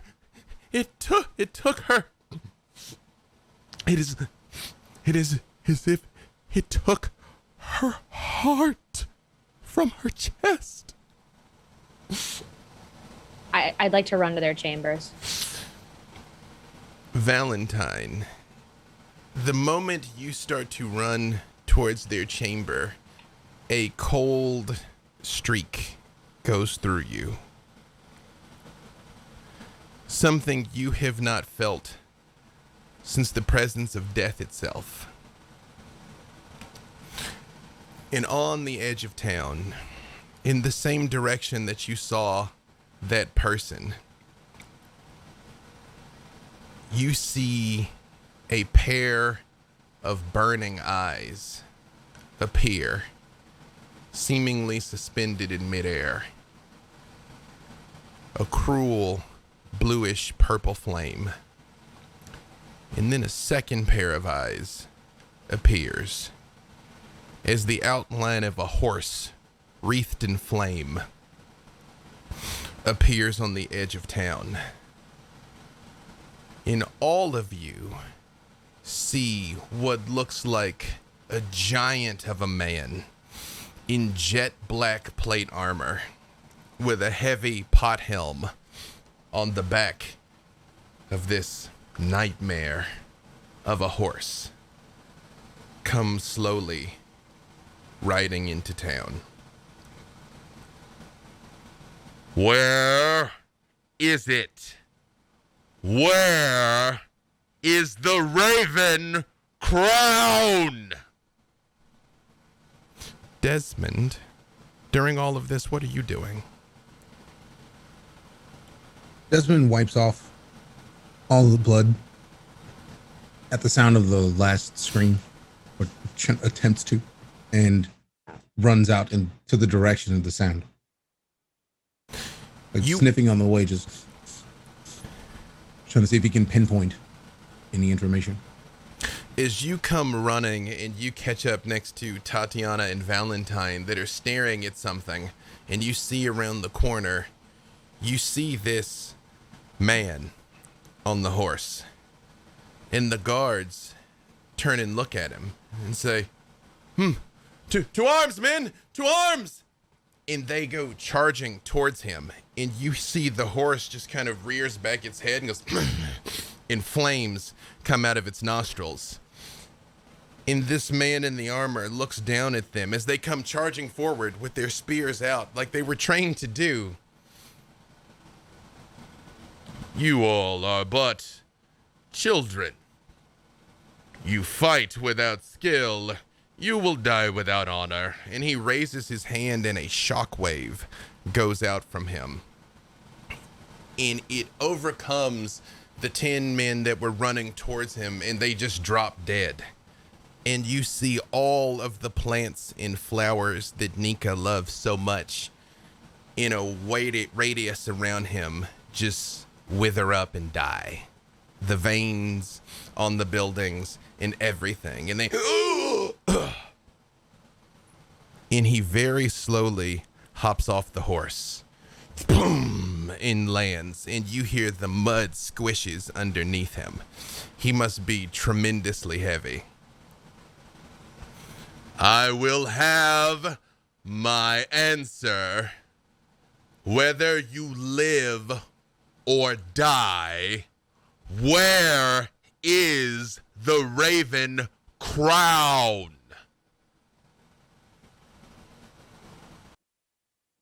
Can I answer with Mind Sliver? You know, this seems as good a time as any for you three to roll initiative. Excellent. Ooh, I was excited about that. Important point of clarification, Tatiana. Did you bring the axe? It is strapped to my back, but my kukri is in my hand. I know the axe feels both good and bad simultaneously. Do me My a favor. initiative, however, Well, before is just bad. Before you give me the initiative, give me a wisdom save.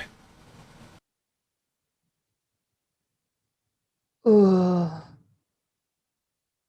We got a 13. You're fighting with the axe, Tatanya. You're like I'm kukri. fighting with the axe. Wait, axe. Yeah, I slide it into my belts and pull the axe when I see this foe with a fire-breathing horse. It's time for battle. 21. 21. That would make you first, Desmond. Tatiana, you see, when you draw the axe out, he turns and looks at you and says, "Oh, you may be worthy." Desmond, what would you like to do? Desmond looks at him and says, "You haven't seen me." And he just gets angry and just every part of him just is ready to fight. And he goes in with, do you transform or do you simply get a little amped up? he gets amped. He doesn't feel the full transform is necessary yet, but the second he saw the men go down, he knew it was time to go a little stronger than normal. Desmond, So, when you do this and you all see the muscles ripple, you can actually hear the leather in his armor start to strain as he begins to puff up slightly. You see Armand, for the first time, snaps out of it. And he just puts a hand on your arm and he says, Brother, I fear that we are not this foe's equal. I have already lost so much today. I could not bear to lose you as well." And he draws his sword and he says, I will fight with you, but perhaps discretion is the better part of valor. Perhaps we should simply get our friends and family to safety. And before he finishes the word safety, Desmond reaches, grabs him by the chest, and says, "Listen to me." He just like shoves him back and says, "He came to our home. He murdered his wife. And now he aims to fight. I aim to give him one." I've slain no wives today. I slay no unarmed foe. And he looks at you and you see he pulls out a greatsword that is almost as long as you are. But if it's death you seek, come forth, warrior. What would you like to do, Desmond? Desmond hears that and just says, "Death would not reach me today." And he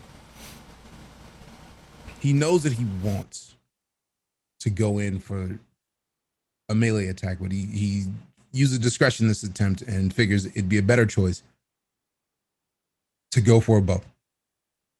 Because he keeps his bow on him. And he just kind of unsheathes his bow and he just takes aim to shoot. And I imagine I'm rolling for All that. do roll, but hold on before you give me the number. Get the number, but all three of you give me perception checks.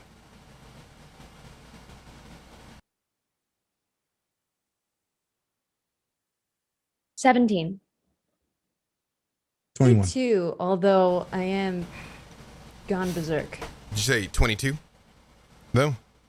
Is that what you said, Tatiana? 17. 17. As all of you look at this man here, you see that he is wearing what probably once was very ornate armor, but it is now worn and decrepit and dinged with countless battles. And there is a purplish plume of horsehair out of the top of his helmet, and you can make out in the center of his chest a single burned black rose. Give me your attack roll, Desmond. Oh, it was trash. 7. Desmond, you fire this arrow, and it flies true and hits him in the center of the chest and just snaps. And he just looks down at it. Pathetic. And he just sort of like shakes his head for a moment and says, "You are not worthy of my attention yet." And he points at the Temple of Sylvanus, and you see that beautiful, magnificent building erupts in green and purple flames. Just you hear the creaking of the beams inside. You hear the rope holding the bell at the top burns and snaps, and you hear as it crashes down into the sanctuary. And he looks at all of you, and he just holds his hands out to the sides, and he says,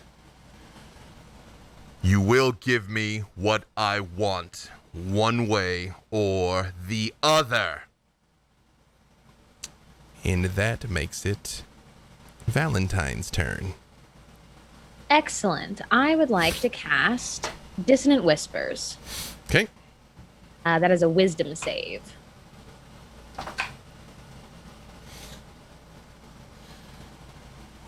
Let me double check something, sorry.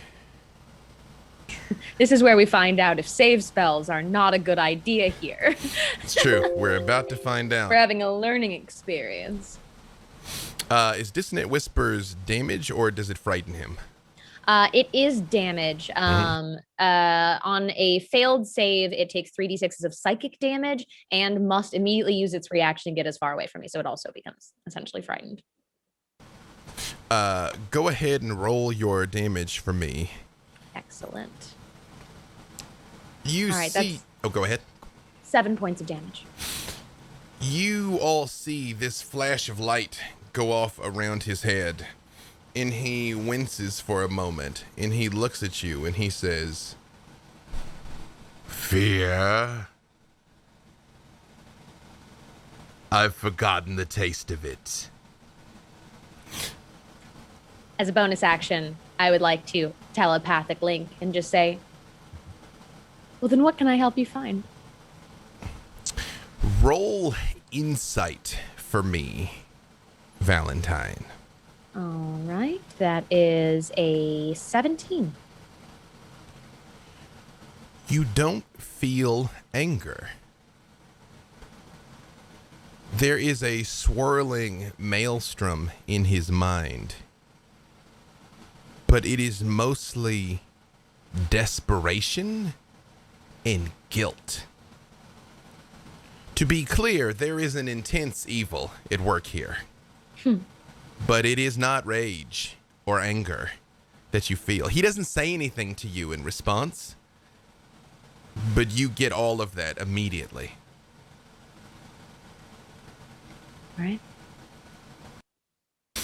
And after a moment, he just says, "Do you know where it is?"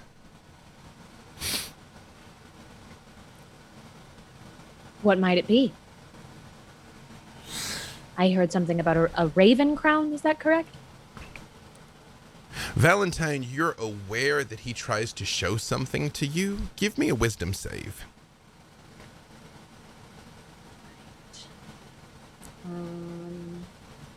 It's another 17. It's all with different modifiers, but I just keep getting 17.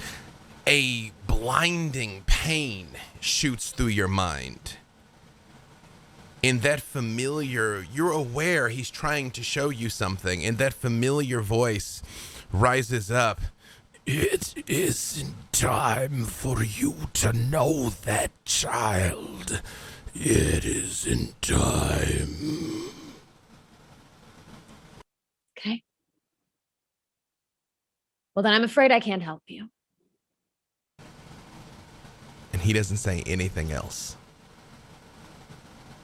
Is that it for Valentine? That's it for me. Tatanya.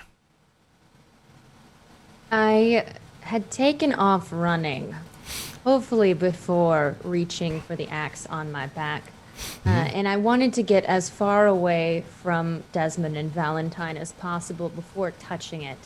So I run to sort of flank him. I'm not trying to be sneaky. I'm just running past his horse. And then I pull out the Berserker axe. I touch it, and as soon as I do, I am lost in my mind. I don't know what's come over me, but when I see the temple explode, I'd like to also go into a rage. Excellent. You can still attack because that is just move in your bonus action, so have at it. Okay. We're going to swing double-handed. Okay. As one and get does. a crit fail. A 1? Yeah. I mean, it's a 3, but it's a 1. Tatanya, you howl in rage and swing the axe. And while he's looking at Valentine, without looking at you, he just holds his hand out and he catches it. And he looks at you and says, "You have the heart of a true warrior. We will do this when you are ready. I will find you." And Tatanya, you feel an intense pain shoot through you. As Desmond and Valentine, you all see on her back, right in the middle of her shoulder blades, what looks like a black rose is branded on her.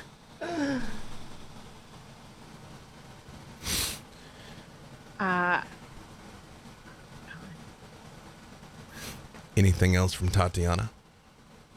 Well, technically, even though I rolled a crit fail, with raging, I should have advantage. Absolutely. Roll again. Okay. Oh, yes. A 9.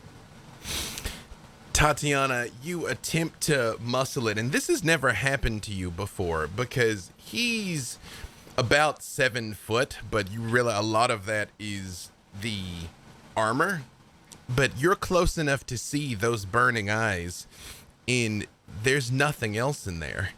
You can, maybe it's just dark, you can't make out a face, you can't make out anything, but you've never had anything in this world or the next resist you like this. What sick darkness lies within you? Disgusted. He turns and looks at you, Desmond, and he says, "It's clear you care about these people. You care about this land. I will do you a favor. I shall reunite you." And right when he says that, all the dead soldiers start to stand up again. And in the cemetery next to the burning temple, hands come out as skeletal bodies wearing worn and rotting finery, begetting the warriors of times past, start coming out of the ground. And he looks at you, Tatanya, and lets go of the axe. You might have need of this, I think. And that brings us back around to you, Desmond, as now these undead masses are starting to gather around him.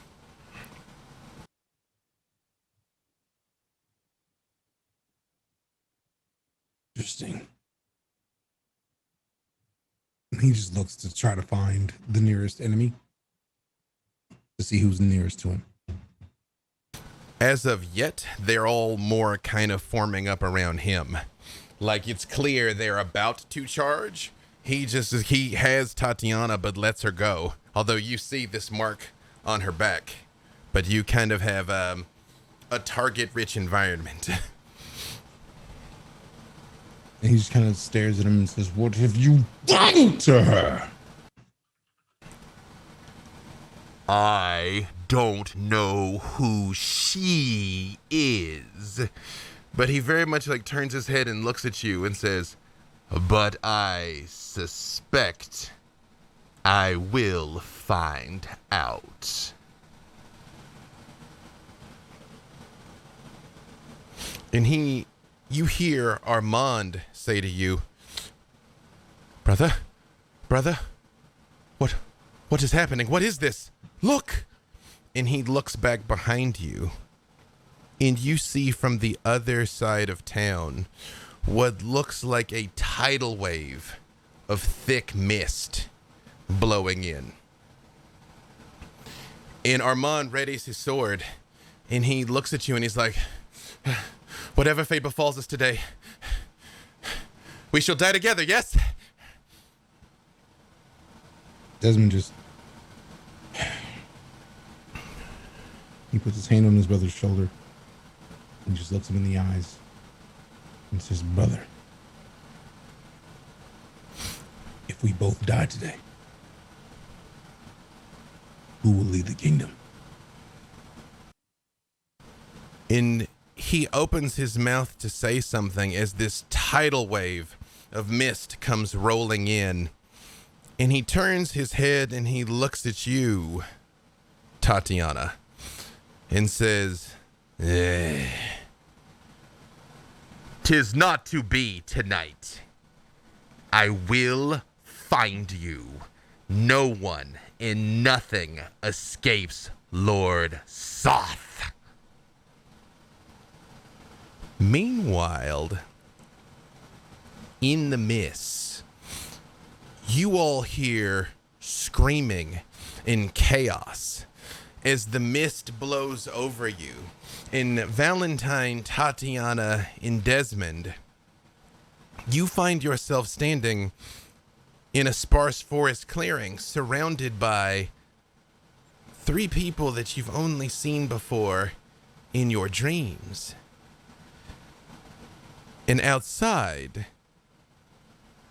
Wait, I gotta go to my right thing. Nope, hang on. This is the right one. And apparently, I didn't make that one. There you go, y'all. Hoisted by my own ambitious production goals, which I was told. I was expressly warned would happen. Brother Uriah, you are the first person to recognize all of them, and you are completely aware of the fact that there are undead all around you that immediately begin to charge.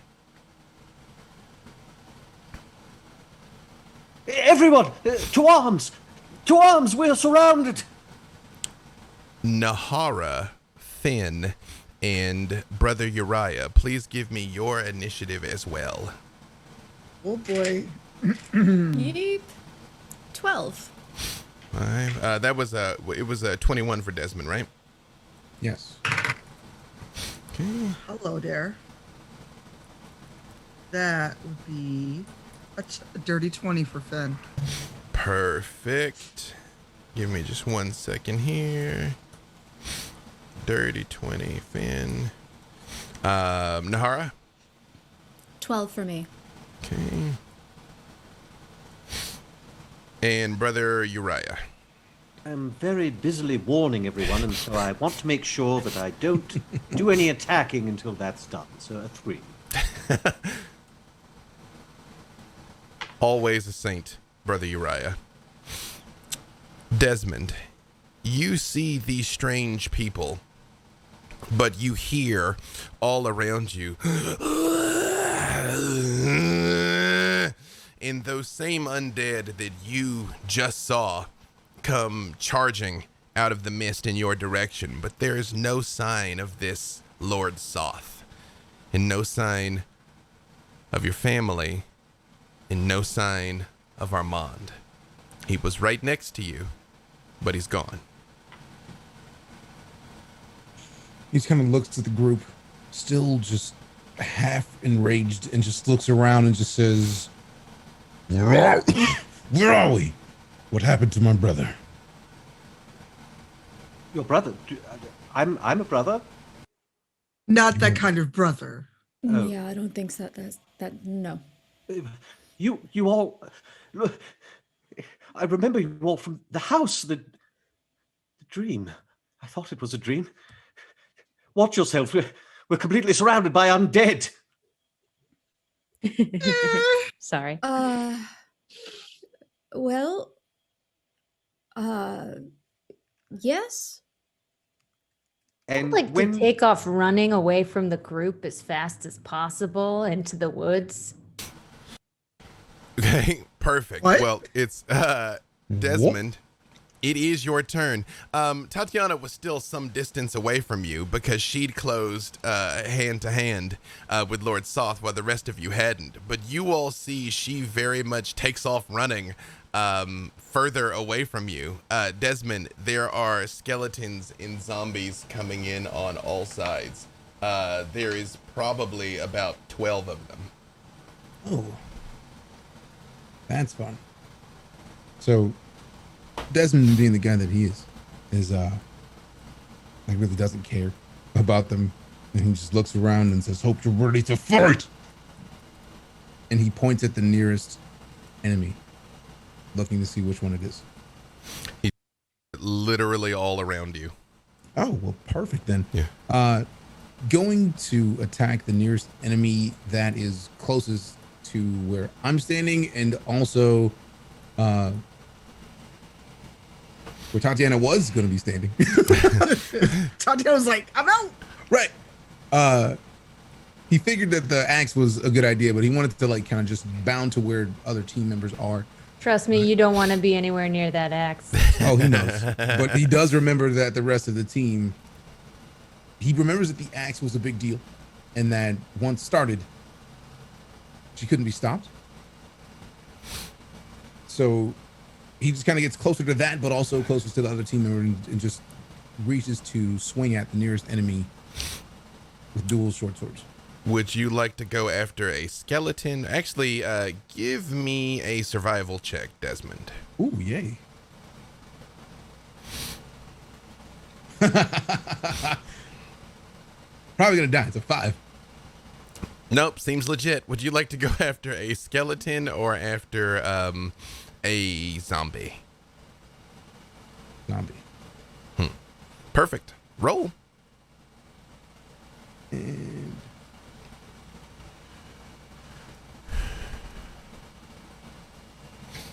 roll is a 19 after the hit bonus.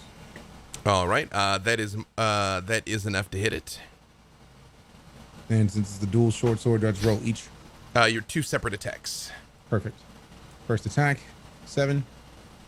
Second attack, 4. All right. 7 and 4. You cut deeply into this thing, hacking away at pieces of it, but it just sort of like turns its head and looks at you and opens its mouth like it's gonna say something, and its jaw just falls off.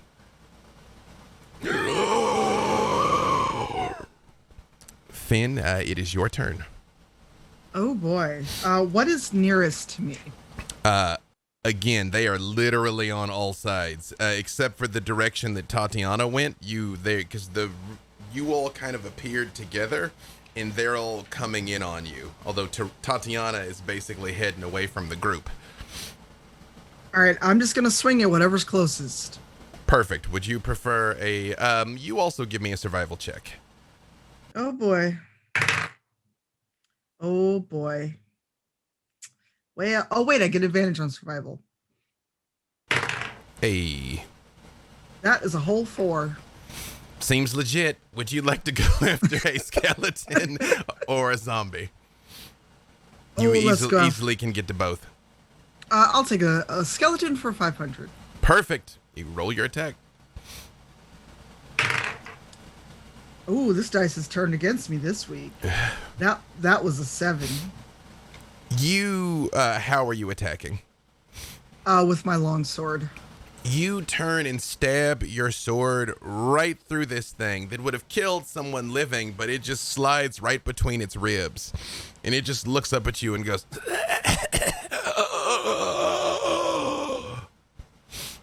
I hiss at it and let my fangs down. Anything else from Fen? No, unless I can pull my sword out as a free action. Yeah, because it's kind of just loose and jangly in there. Mm-hmm. Yeah, I'd like my sword back, please. Perfect. Valentine, it is your turn. Interesting. Well, I would like to try and charm a zombie. Give me an Arcana check. All right, that is a dirty 20. Let me just check one thing here.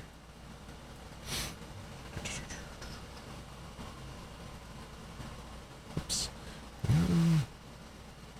I have too many versions of this game floating around in my mind. Excellent. With a dirty 20, you are aware there is no mind to charm. There's nothing there. All right. Great. Then in that case, there's most of my things are going to be perfectly useless. I'll just go in with a dagger. Perfect. I know I've been watching things like essentially stick through them, but see if I can just crack a rib on a skeleton then. Theoretically, Mind Sliver would work on them, if you so chose. Theoretically. All right. Yeah. Then I'll use a Mind Sliver. Let me just double check one thing here. Again, here I'm telling you, I'm like, this'll work, and then I'm all like, actually, let me double check. Will it? Right, I'm like, are mind things working? Yeah. What happened was. Yes, they are immune to mind-altering effects, but they are not innately immune to psychic damage. All right, excellent. So, do a zombie or a skeleton? Let's go for a zombie then. Perfect. The same one Desmond's on, or a different one? Sure, yeah, I'll help Desmond. All right. What does it need to save? An intelligence save. How smart is it? So what's the number it needs to beat? 12. Ironically enough, I did roll high enough. However, it's got a significant negative to its intelligence. And excellent. does not make the save. So how much damage do you do? 6 points of damage. You all see Valentine holds her head up, and a big chunk of its head literally goes, and it just sort of like reels, but still looks at you, Desmond, like coming forward. But you have absolutely With how quickly damaged things are it. moving, can I see where Tatanya has gone? Like, is Tatanya still inside, or is Tatanya just gone? She's heading away. I mean, the mist is thick. Like, if she runs too far, she will disappear into the mist. But okay, you my are hope aware was that of if I her. can see her, if she's within about 30 feet, to try and telepath link to be like, what do you do? Where are you going? Considering it technically hasn't been her turn yet, I will say that she's still within 30 feet for you to say that to her. Great. And she's used to being yelled at in her head by me, I'm assuming. I am worried for you. I do not wish to hurt you with this axe. I don't trust myself with it. I don't know. It would be really helpful if you hurt a zombie with it, though. Okay. Oh, Tatiana, there's zombies in the direction you're running. You all are surrounded. I mean, you could be heading toward zombies and away from them. You can do both. I'll Yeah. handle this side. But don't come too close, please. Sure. Why not? Excellent. That brings us to the zombies' turn. Oh, no. Oh, yeah. And they are basically all going to swing at each of you once. My delightful squishy babies. Just swinging with their hands. Valentine, you see one comes right towards you and is about to raise its hand to hit you, and it's like something stops it.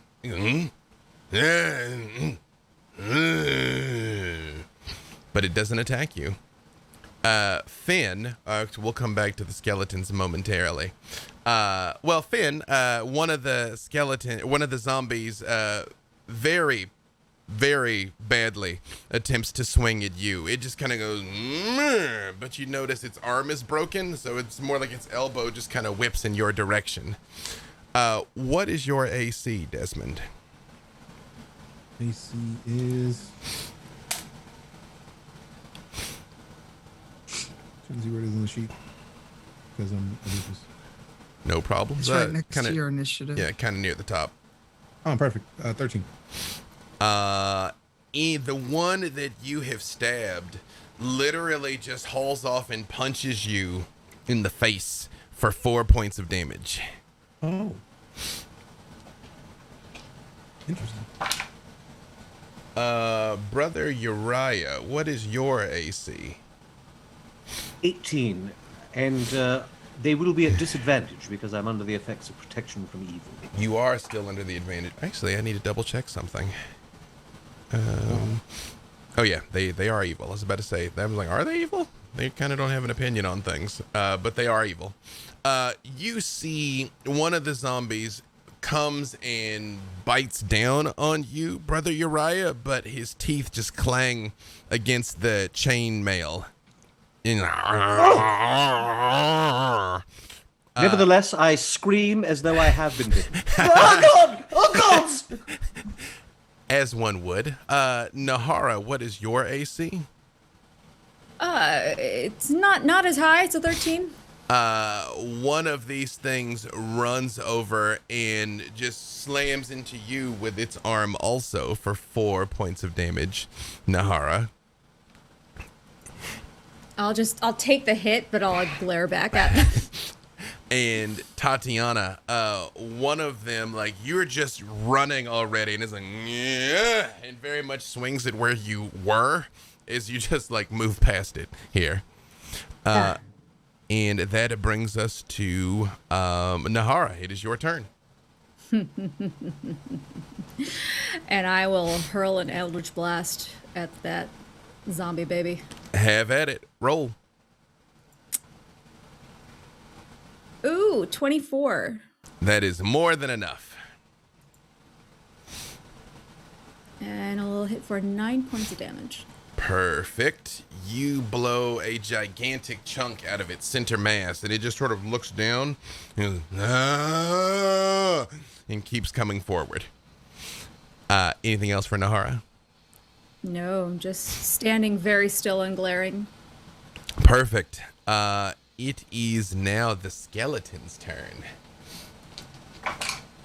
Which I thought I was being a great fellow by splitting it up. Let's see here. Same thing, Brother Uriah. You see this thing come charging towards you, and it's like, and holds its sword up, and it's like it looks at you, and it kind of like flinches for a second, and just seems like it misses wildly. Once again, the screams are as if it had scored a critical hit. Like, get it off! No! Back! The skeletons seem far less capable than the zombies do. Just like, and Desmond, again, what is your AC, sir? I apologize. 13. And Fen, what is your AC? 13. It misses you, Desmond, and the one that you stabbed right through, Fen, looks down at where you tried to stab it and immediately stabs you back for 5 points of damage. Rude. Mm-hmm. And that brings us back to Tatanya. Tatanya is feeling rage, anger, confusion, all things at once. And I want to turn towards the nearest zombie on my edge of this battlefield. And I want to swing this Berserker Battle Axe once again. Dual-handed. Go ahead and roll. Okay, hold on. I also, I don't think it's added in here that it is a magic item, so that gives it +1, and then my rage. So it should be accounted for in D&D Beyond, I think. Is it? Okay. It should. Then we'll put the rage in there. That makes it 11. Against a zombie? A zombie. That is enough. It seems like the skeletons all have on like the vestiges of old armor. The zombies don't. So go ahead and roll your damage. That is a hit. Oh, it will look more impressive this way. Or hit. Okay. 7. All right. You just bury this axe in it, in a giant hunk of it, just sort of like it cracks down the middle and kind of slides apart, but is very much still up and fighting. These things are terrible. Anything else from Tatanya? Is the connection with Valentine still open? So you have a choice. Because you will recall from your dream, you'd need to get more than 60 feet away, but she can talk to you within 30. So if you're close enough to... I'm sorry, go ahead. Once we make the link, I can talk within 2 miles. She just has to be within 30 feet when I make the connection. Hey! Oh. Then Yeah, we gotta sync our walkie-talkies. yeah, exactly. Yeah. Exactly. Then yes, you absolutely can. And I will say you've moved more than 60 feet away from the group. Excellent. These things go for zombies is easier, but they are not easy to kill. Easier, but not easy. Excellent. I don't know what better advice to give. Thank you. I apologize. It's a stressful time. Thank you. I will try to take them all out for you, mistress, for honor. Just don't die. Is noted. Tatanya, also give me a survival check, please. Okay. 13. Tatanya, you've broken a lot of bones in your time, both giving and receiving. These skeletons are hard to cut, but they're probably easier to bludgeon. Just brute force. Smash them. Noted. And that brings us to Brother Uriah. Again, you have basically been enjoined now by a small army of zombies and skeletons doing battle with you all, and that statuesque barbarian woman having run off just to the edge of your vision. You are muted, good sir. Yes, my eyes of the grave are still active, so obviously I can see that these are undead. But what of my party? You mentioned that I was receiving undead residents from both Fen and Nahara, and now additionally from this red-headed stranger as well, who also seems familiar, but she too is resonating to your perception. Yes, and I called that large gentleman over there. In my dream, he said he was a lycanthrope. And the only person I feel remotely safe with has just run off into the mist. So, I glance over at Fen, and for a moment, a memory stirs within me. I see my hand as a child being taken in hers. I steel myself and rush to her side. Have any of the zombies or skeletons fighting her been injured already, damaged? She did not injure the one that is. There is one that is on her currently. The one fighting Desmond looks pretty bad off. Then that shall be my target. Yes. I call out, Ezra bids you return to your grave, as the dolorous sound of Toll the Dead fills the air. What is the save that it needs to beat? This will be a DC 13 Wisdom save. I know it will come as a tremendous shock, but these creatures are not overly wise. Roll your damage. This will be, because it has already taken damage, a D12. Mm-hmm.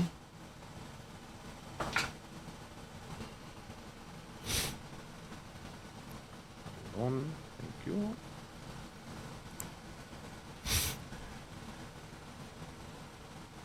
Six points of damage. Desmond, right in front of you, you hear Brother Uriah call out, and boom, and you see the zombie goes, and drops down to the ground. And after a moment, its eyes open again, Desmond. And begins to stand back up again.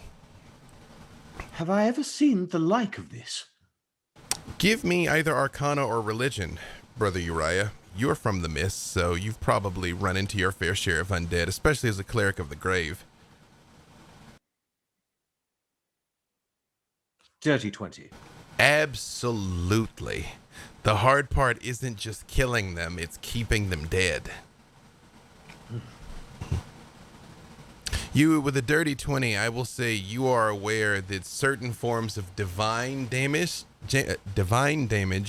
or just massive catastrophic damage are what it takes to stop them permanently.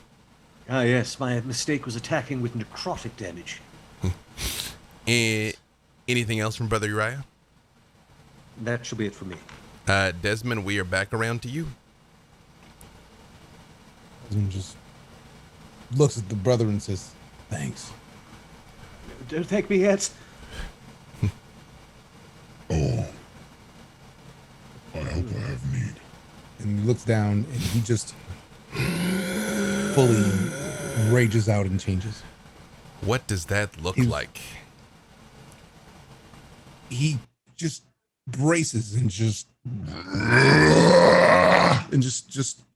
flexes all of his muscles, and just every part of him just grows larger, piece by piece. Just every bit of him, just every individual muscle, starting at his core, starts just getting larger. His muscles get larger. His eyes just start to glow orange and yellow, just enraged, but also becoming the beast that he has been for a long time. It's almost like a homecoming for him. And then he just It feels good to be back.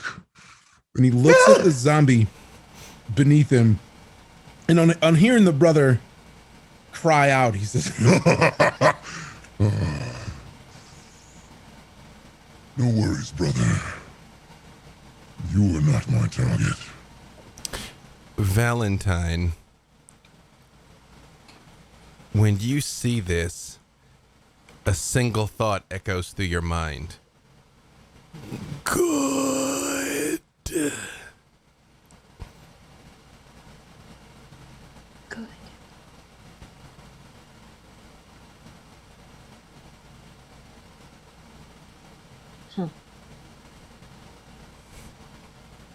And what does Desmond do? Desmond aims to maim, as it were. So fully like no weapons, just unarmed. What color wolf is he? He is a very deep brown. It's a very deep brown, thick fur, but just brolic, and there are speckles of beige throughout the back of his fur. Like they start on his shoulders and then kind of go down his back.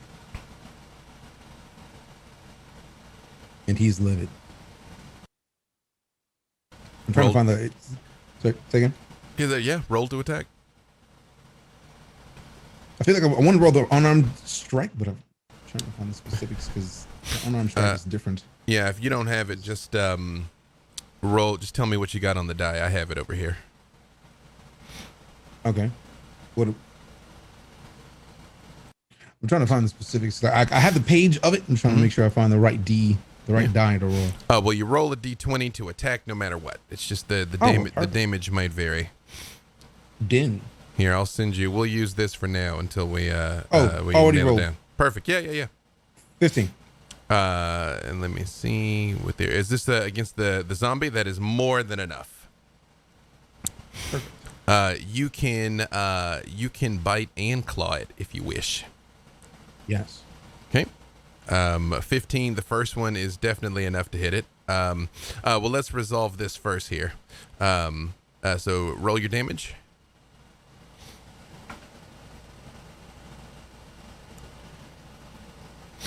not the regular. It's not a D4 for damage. It's a D8, No, it is go for your claws. There's going to be 2d4 plus 2. All right, cool.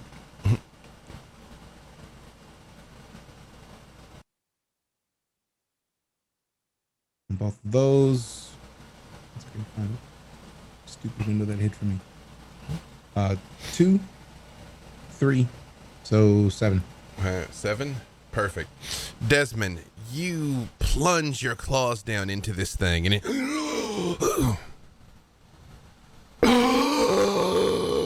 and still starts to get up again. Roll your second attack. Same 2d4 plus 2. Well, roll the d20 first. Gotta make sure you hit it, and if you hit it, then yes, it will be. Actually, crucial. no, it's going to be a bite. Actually, because you can claw and bite. Oh, perfect. The bite will be 1d8 plus 2. So d20. Yep. It's a lot to keep track of, everyone. I'm just getting used to D&D Beyond. I'm not using this. 8 on the attack roll. Believe it or not, that is still enough. Its main defense is not its armor. It is not quick. It is not wearing anything. And the D8 is a 3, so 5.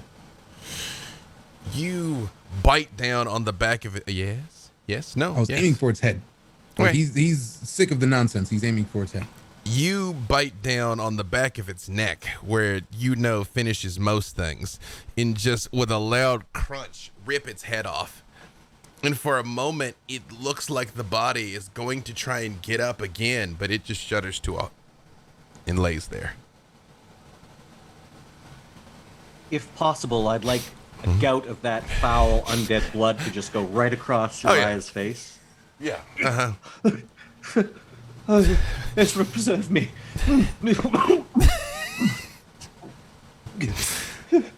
Fen, you have witnessed this. You've witnessed him kill this thing 3 times, and it kept getting up again. But there is a skeleton right in front of you who you have its total attention. Oh, fun. I'm going to try to attack it. Hopefully I can dodge away if I miss. Oh, that's so much better. 17. That is enough to hit it. The skeletons, again, are wearing worn armor, but they are defended at least. The zombies are not. Oh, and I'm using this two-handed, so let's get that D10 action. Okay. That is 7 points of damage. You smash down across this, catching on to what you need to do, and like collapsing one of its collarbones and breaking one of its ribs, and its arm just kind of goes limp, but it is still up and fighting. I'm going. Go ahead. No, please, you. I was gonna dodge away so I couldn't get shanked again. All right.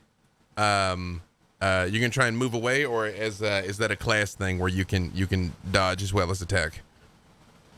I do have.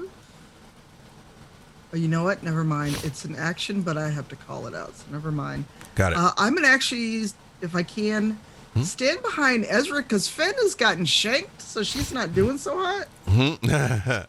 Perfect. You can. He's very much like as you move behind him. She is not tempted by that blood at all. You see, as you're moving away, the skeleton does try and swing at you, but does so very poorly since it's having difficulty moving its arm up, and you are able to get away from him.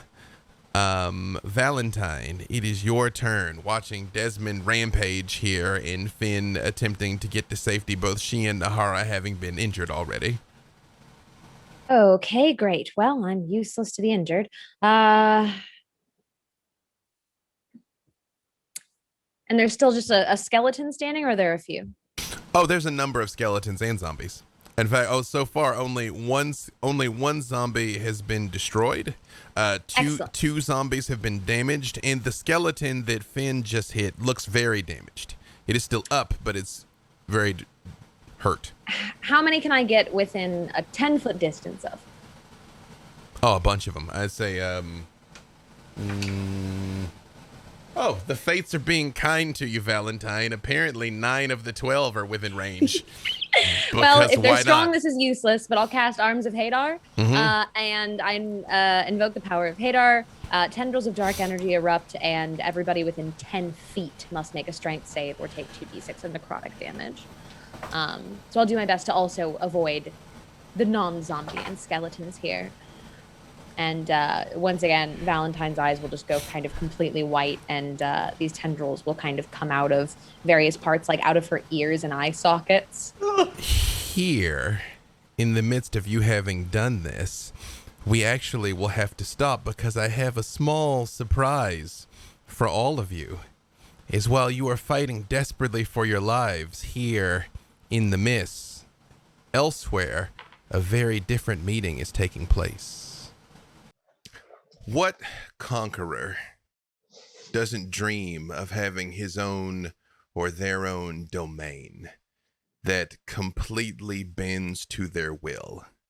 They can rule the rising and setting of the sun, of the tides, of the land itself, and who can come, and more importantly, who is allowed to go. To have their dreams, their wishes, everything they ever hoped for brought into reality for them to rule over for all time. Unfortunately, in the lands of Ravenloft, in the lands of the mists, this is a lie. The Dark Lords rule their domains, absolutely. They are, in a manner of speaking, gods over the lands that they survey, and yet these lands are a prison. They are a cruel reflection of the Dark Lords themselves, of everything they held dear and everything they thought they wanted. They are all trapped here.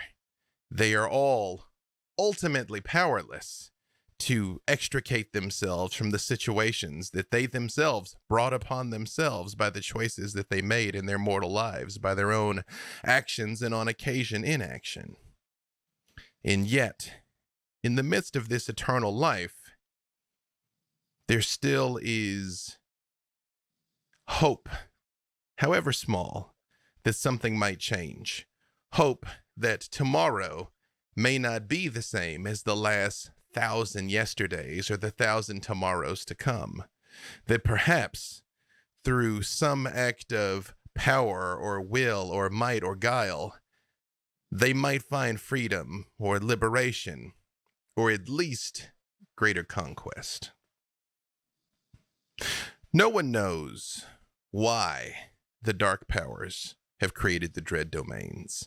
No one knows who exactly they are or what exactly it is that they want, but what those who know the truth are aware of. There was a first domain. There was an original Dark Lord. There was one man whose barbarism, whose commitment to conquest, his own bloodthirsty nature, in blood pact with the land that he ruled over and the land of his ancestors, caused that land to be transported through space and time to become the very first dread domain. And now in a castle, towering high over the lands that he rules with an iron fist, a man stands looking out of his window. Who is he, and what is he doing?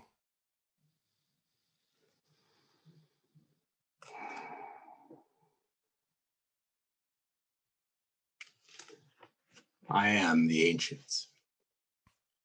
I am the land. This land, Barovia. And here the night is a curse, my curse. With the dying of each day's light, wickedness slips from the darkened spires of Castle Ravenloft to work my will. This is my realm. The howls of wolves, the shrieks of ravens echo through the valleys and from the peaks of Barovia.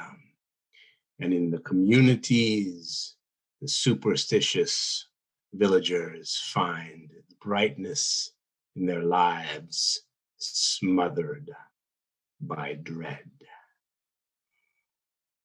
All my subjects know fear. They know the fear of the mists. They know the fear of the night. They know I watch. They know I claim what I desire.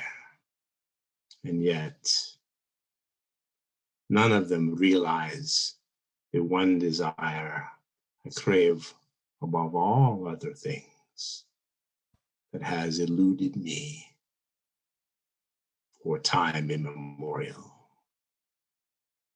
And as I stand at the balustrade of the balcony and look out over my land, over Barovia,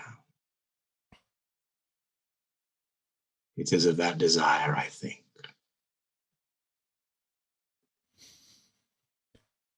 Strahd, as you stand there listening to the wind howling through the trees, the land itself simultaneously praising and perhaps only slightly mocking your pain, you hear hesitant footfalls of one of your servants approaching.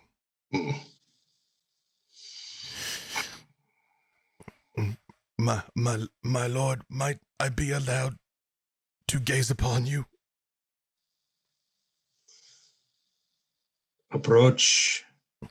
Bow and scrape, state your business. My lord, you have a visitor. I am expecting no one. He would not give a name. He simply said he was your oldest friend.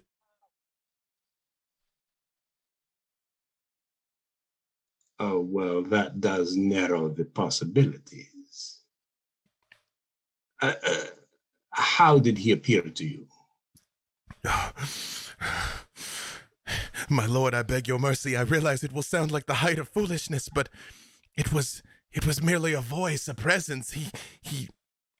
He impressed upon me to come here and tell you this message, and yet I could gaze upon no face or bow to no lord or shake no hand, but I swear to you there was a presence that is asking permission to come in. Do you not see that I am a busy lord? I have things to attend to, and you trouble me with disembodied voices? I swear to you, on my parents' grave, I would not disturb you needlessly. I assure you, he just said he was a king. I told him there is only one lord of these lands, and he simply laughed and bid me come forth. Perhaps another troublesome visitor from beyond the mists who wishes to put an end to my rule. Or perhaps not. We have not had news of Van Richten in some time. Another taunt, perhaps. Wow. Should you hear of him again, I swear to you, by my own life and my own sword, I would put an end to this Van Richten in the name of your glory, Lord Strahd, and any who would oppose you. Silence! No more prattling. No more babbling. Let us grant the gift of hospitality to our guest, whoever it may be. I shall go back and attempt to usher him hence. Glory to Barovia, my lord. Glory to Strahd. And he turns and scuttles into the next room. Strahd, a few moments later,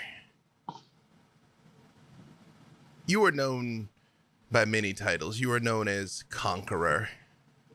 To some, as the first vampire. But what few recall is you are a necromancer of supreme power. And you are aware as foolish as this mortal sounded, a presence does flow in to your sanctum, a presence that is not of your domain.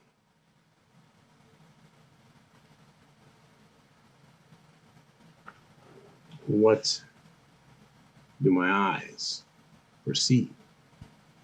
What do his eyes perceive, O visitor? No visitor enters the room, and yet a large chair by the fire, which was once unoccupied, is no longer so. A figure sits there, richly dressed, though perhaps less ostentatiously than is his custom. As the figure turns, glancing up from a leather-bound book, which it holds gently in one hand, you see the undead visage of an old acquaintance, Aslan Rex, Lord of Darkon.